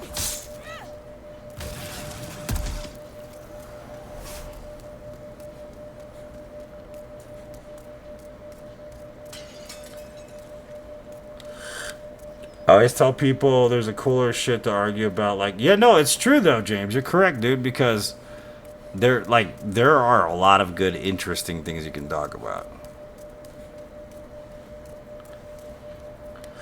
They always shut out the border, knock the pieces down. Yeah, dude, it's so fucking true. Yep.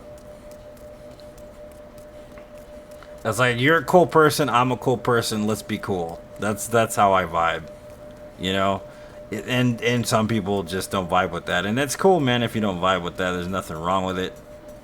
You know, but I vibe that way. That's how I vibe. I like getting along with people. You know, unless they're completely false. Like, that's when I draw the line.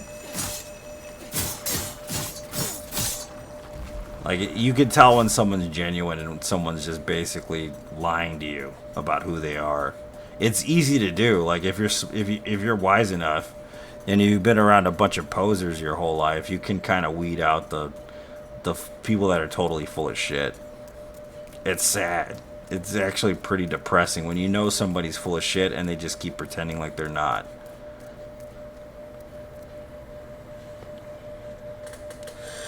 That's true. I agree, Mark.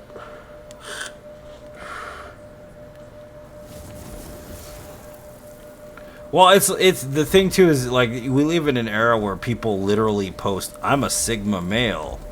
You know, it's like, you're posting that you're a Sigma male. Are you really a Sigma male? Like, what is this shit? How to be an alpha male? Like, why do you need to know how to be an alpha male? An alpha male doesn't need to know how to be an alpha. What is wrong with you? Why are you taking these cues, man? You know, like, what is wrong? What do you need to prove that you're an alpha male? Like, what is wrong with you? It's just like, what the fuck, dude? I don't understand this. I don't understand the generation under my generation at all.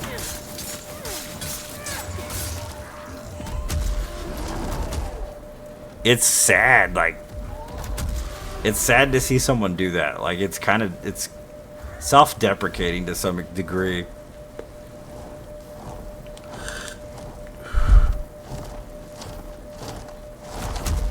Like, okay, how will I know if you didn't have a father figure growing up?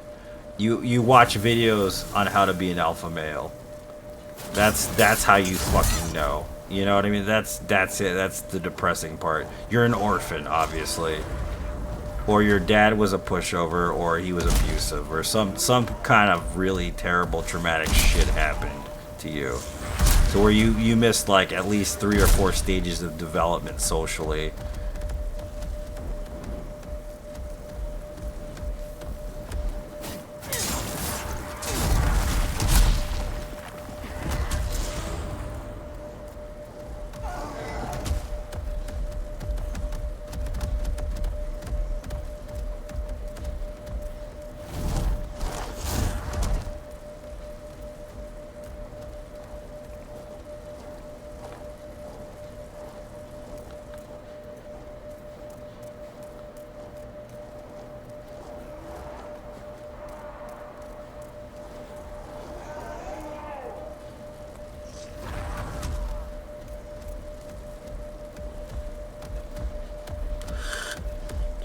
Yeah, in the Andrew Tate thing, man. That's what I'm talking. It's the Andrew Tate shit. And like honestly, Andrew Tate has, like, as much as I hate to say it, there are some things that Andrew Tate says that totally make fucking sense.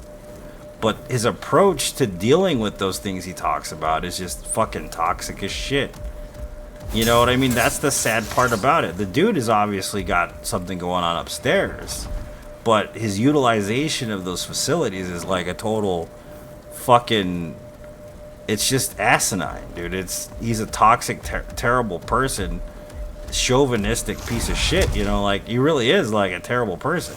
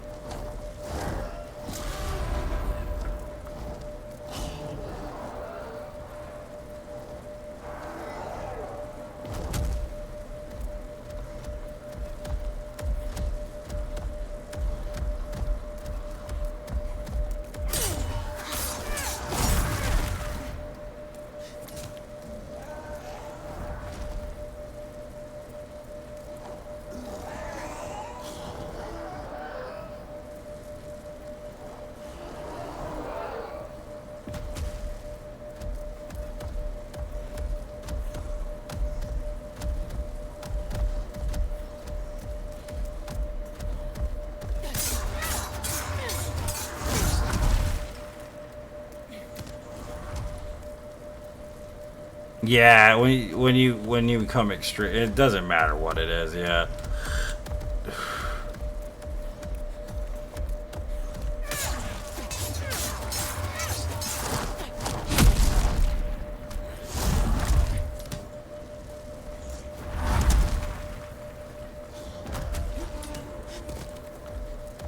But that's how you know, though, like, because you have all, like, the thing is they're always like, well,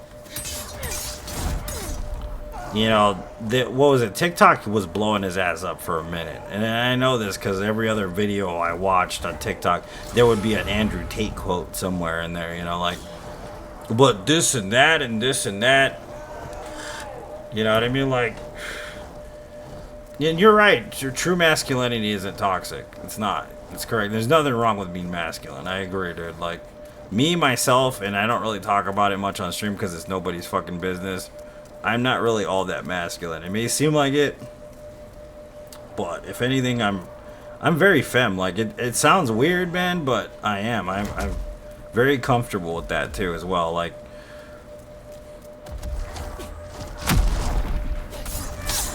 you know what I mean? But I agree. There's nothing wrong with being masculine. I totally agree with it. It's just the extreme element of it that just kind of makes it disgusting.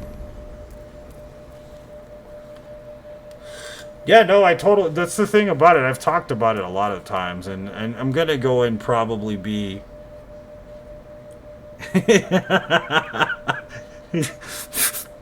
next stream, Jose has a time machine. I'm just kidding.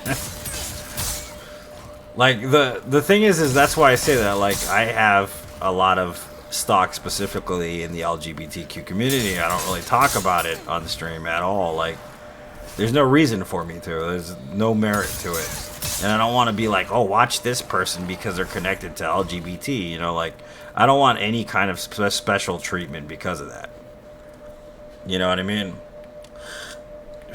I don't want any special treatment for it because I don't talk about it. And obviously, if I did talk about it, doesn't mean I wanted it anyways. But you get what I'm saying, right? I don't use that as a selling point for myself. I don't feel that's a good thing to do. Okay? I feel like that's just like the opposite of what I want to do, basically. But like, it is like that thing though, like, because so like I see that a lot. You know what I mean? I see that a lot in a lot of different things, and people, specifically in the community, will do this and ostracize and categorize themselves as well, to the point where it's just kind of like out there. You know what I mean?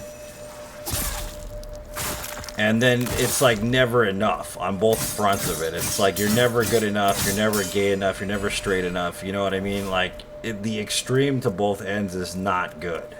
Doesn't matter what it is. You know what I mean? Then you get like the TERFs. You know, if you don't know what the TERFs are, then you don't need to know what they are. But basically, they're extremists in one direction. So that's why I say this. Like it goes both ways. You know what I mean? Like.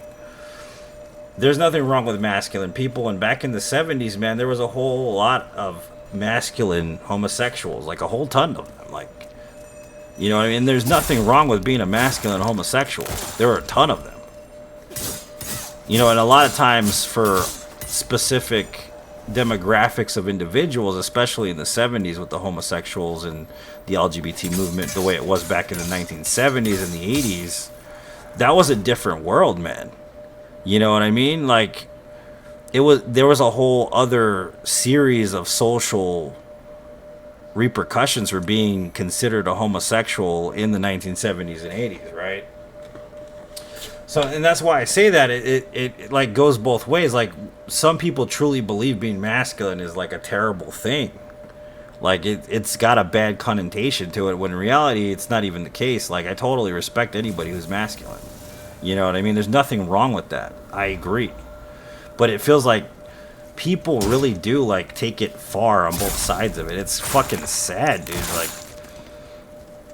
you can't be yourself. You're not gay enough. You're not straight enough. You know what I mean? Like, it's just, what is this, high school? All grown up? You know what I mean? Like, it doesn't make any sense to me.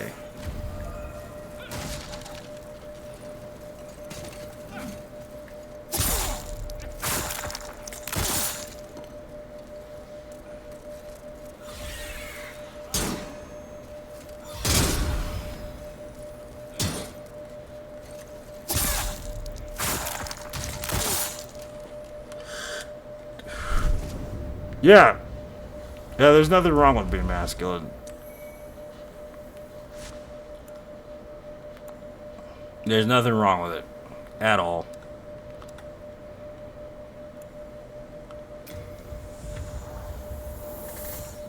Yeah, because I mean, look at the new music I listen. You guys have heard me say this. Remember the '90s and early 2000s? We did everything we could to get rid of the labels. Not everyone scrambled. Exactly, dude. That's the thing. Everybody's labeling themselves. They ran to the fucking other side of the you know, the line in the sand.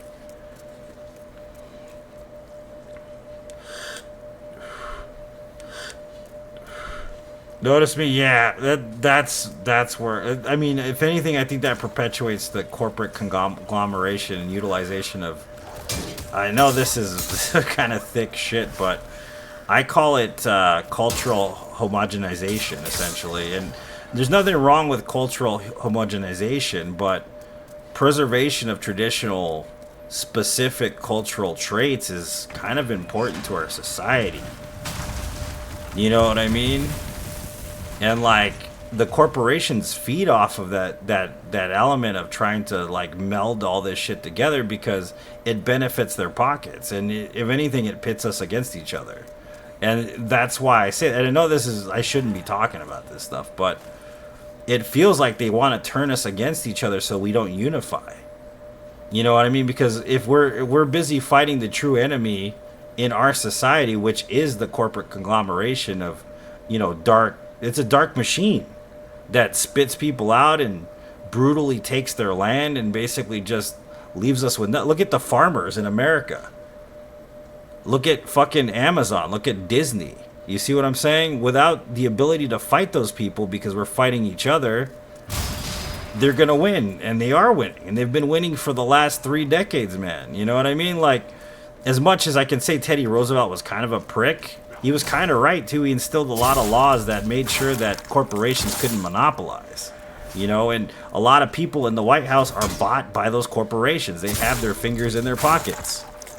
You know, and that's why I said, like, you see, like, you go to Target, you find Pride shirts. You know how fucking disheartening that is? Do you really think they'll ever fund a Pride movement of any kind? You know, like Black Lives Matters on Amazon. Do you really think they give a crap about Black lives?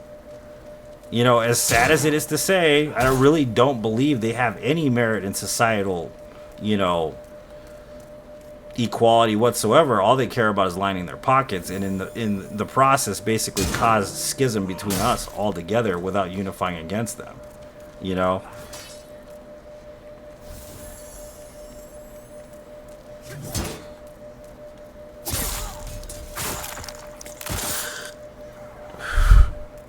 Aggressive with pronouns. Yeah, I get it. I get that. It makes sense to me to some extent. I get that.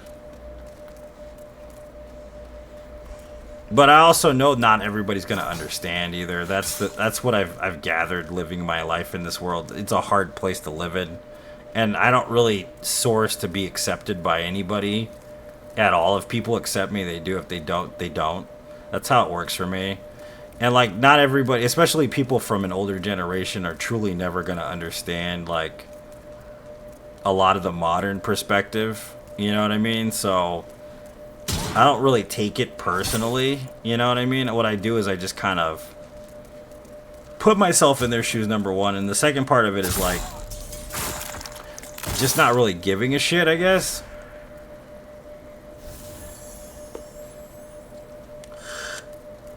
This coolest schism plays overhead. But you get what I'm saying though when I say this. And people are brainwashed by the major court. They're fucking brainwashed, bro. They really are.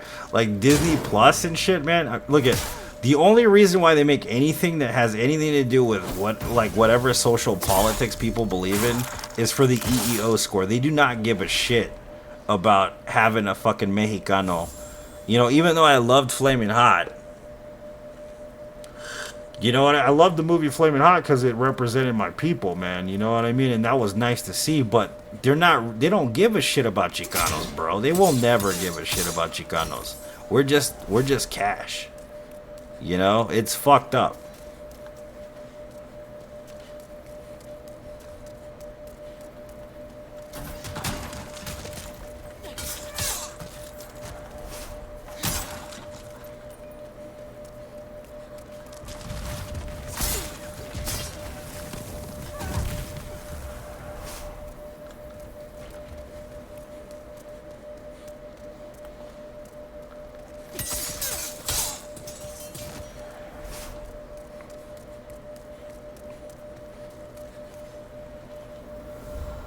Yeah, it's true. Respect is very important, man. What I call it is common courtesy, really. I mean, they say respect is earned. I guess I could see that being a thing, and that's what I've always taken it to mean, is that you earn respect. You're not giving it. But I think it's a common courtesy to kind of like respect people's boundaries and acknowledge them like on a civil fucking way, you know what I mean? And I think a lot of that has kind of gone out the window in this day and age. Like it doesn't exist. Like if you're legitimately labeled based on whatever they think you are, they're gonna accost you basically at any price, whether it means them going to prison or whatever. They don't give a fuck, and they're a soldier of the corporation, and they don't even fucking know it. You know, it's disgusting, actually.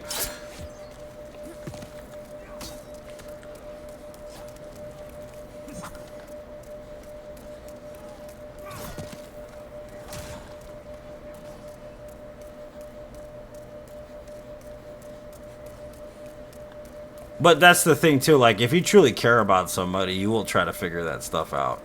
You know? That's why I say it's just a weird balance of life, you know what I mean? That's how it goes. Like life is very different than it was 30 years ago.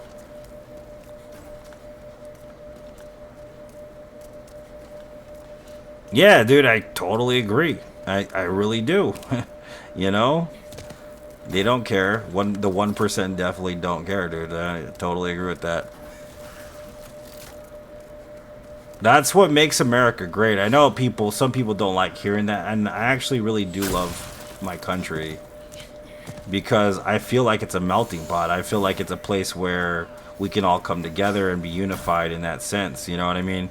But it's up to us to make that happen. It's not up to the government to choose it for us. You know, and that I think a lot of people put a lot of stake into big government these days, and back in the 60s it was the complete opposite. You know what I mean? Like if you look at the flower power movement and free love and stuff, the hippies were completely against large government, and so were the rural folks that were mostly conservative because big government meant regulation and basically control of the majority of society. Hence why like the laws are separated the way they are, and the courts are also separated the way they are to stop dictatorship from taking over, essentially. But the motion to move towards big government and big government control is just something that kind of, I don't know, puts into works the concept of not being self-reliant to some extent and non-self-governing, which means that we'd have to rely on corporations to do those things for us. You know what I mean? That's a bad thing. That's a really bad thing. Because if you're a small business owner or somebody, you know, trying to start from scratch, you're not going to have the opportunity because it's already going to be monopolized in general. And lo and behold, like when there's no more free market and people are complaining about the fact that nothing's truly free, even though the word free is thrown around a lot, you know what I mean? Then it's going to be different. I mean, the word free doesn't, I mean, even in a socialist society, nothing is free, technically. Because you still have to work towards it, or a few people have to work towards certain things, right? And like in Soviet Russia, which is obviously a failed version of socialism, if you didn't work, they fucking threw you in a prison where they would force you to work or die. Like, and that's like a big fear for a lot of people that grew up in that era of the Cold War, that's something that might be accessible if that were to approach.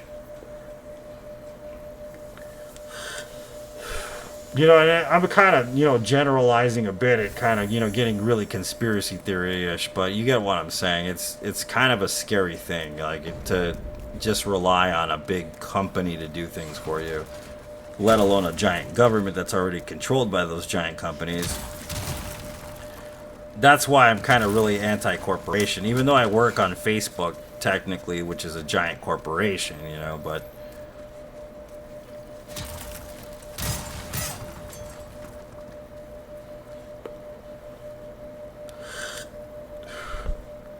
how you respond to your environment, yeah, that's very stoic, dude. I like that.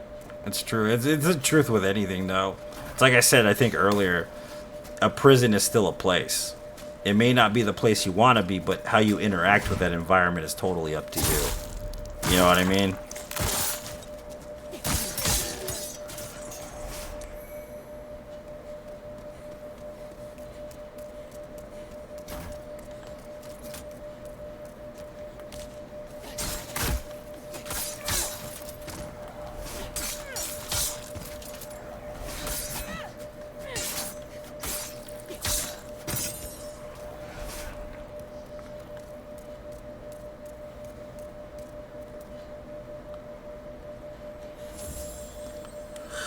Enough of that shit, though. I think I'm getting really into the whole, like, TED Talks fucking pot smoking mentality. I need to shut the fuck up, honestly. I don't want to hear myself talk anymore, but you get what I'm saying.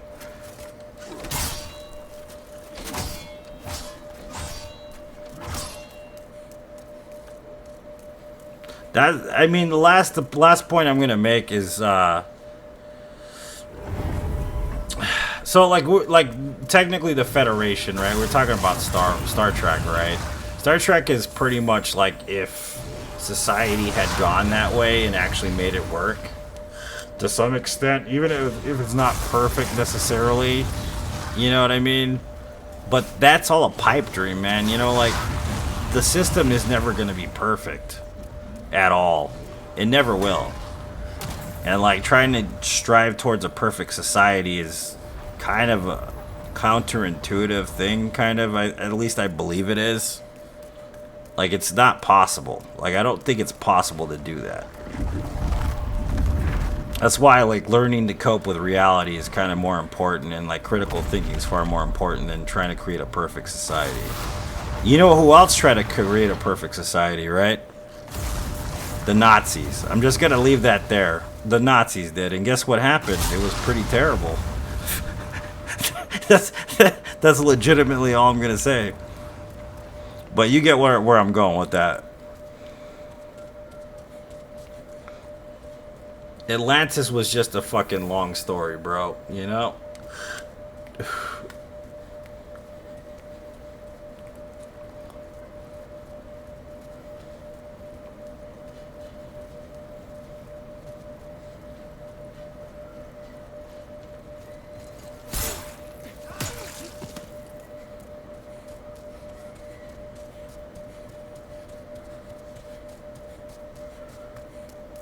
perfect society. Yeah, bro. Yeah, bro. That's why I say that. Like the law, like everyone's always like, the law doesn't work. It's like, it's flawed. It is flawed. It's no doubt about it, it's fucking flawed. But the system of the law is literally like the closest thing we will get to a working system ever at this point. There's things I don't agree with at all, man. Especially in the 90s, like anywhere between the late 70s or early 90s, like the whole incarceration for people on really trumped up drug charges, specifically like of social and racial means, if you get what I'm saying. You know, hence it was called the prison industrial complex, if you know anything about that stuff.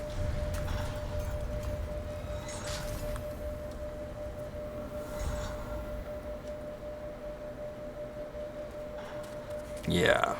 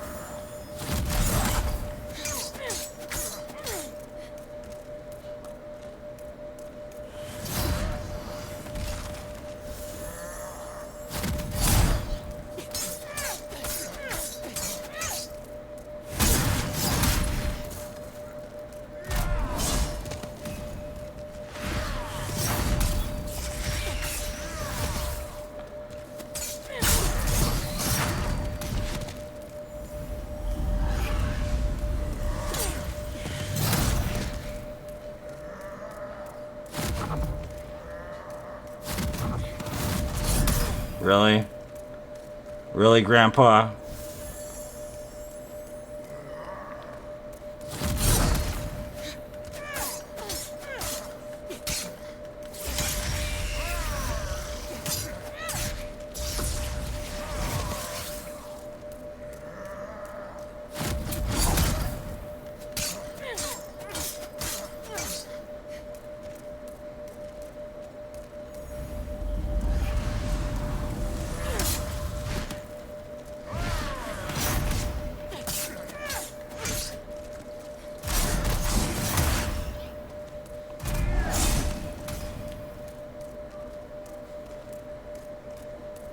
Come on, Grandpa.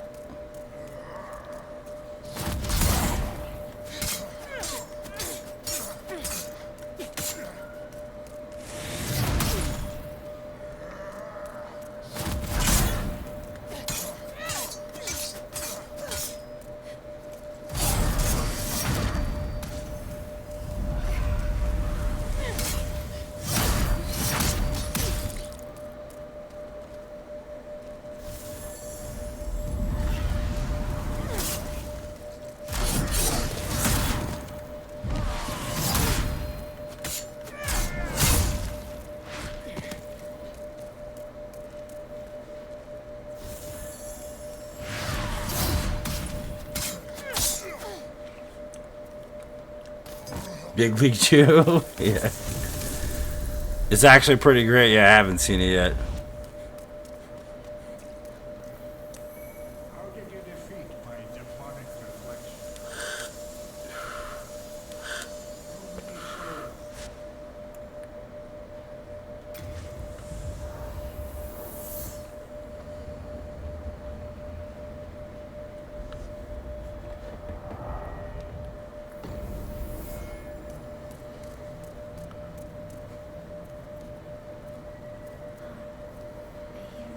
Tom Peacock. I have Peacock too. I haven't watched it yet. Let us proceed for a little to its lair.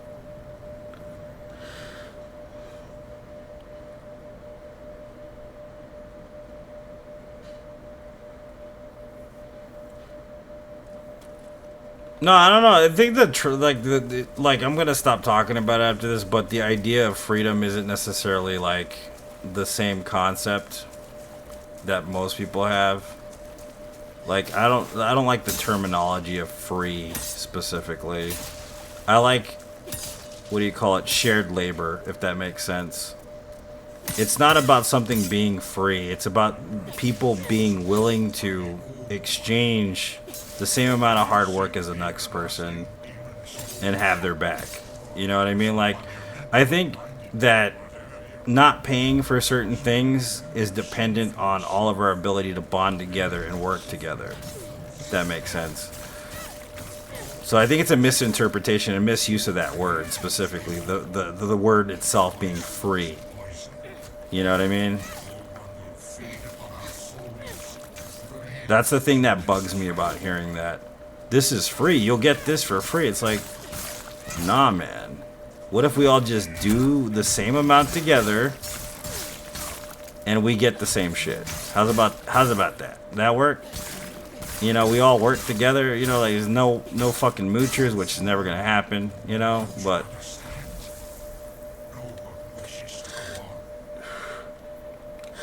that's the last thing I want to say. That's what I really want. Out of all things in society, I want everybody to do their share. That would be better for if it was phrased that specific way.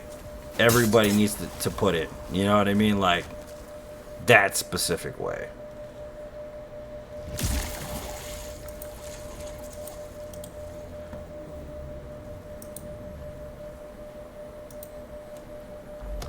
Old One senses a new and powerful demon by its side. And before long, the world will be engulfed by the deep fog. Thanks for the GG.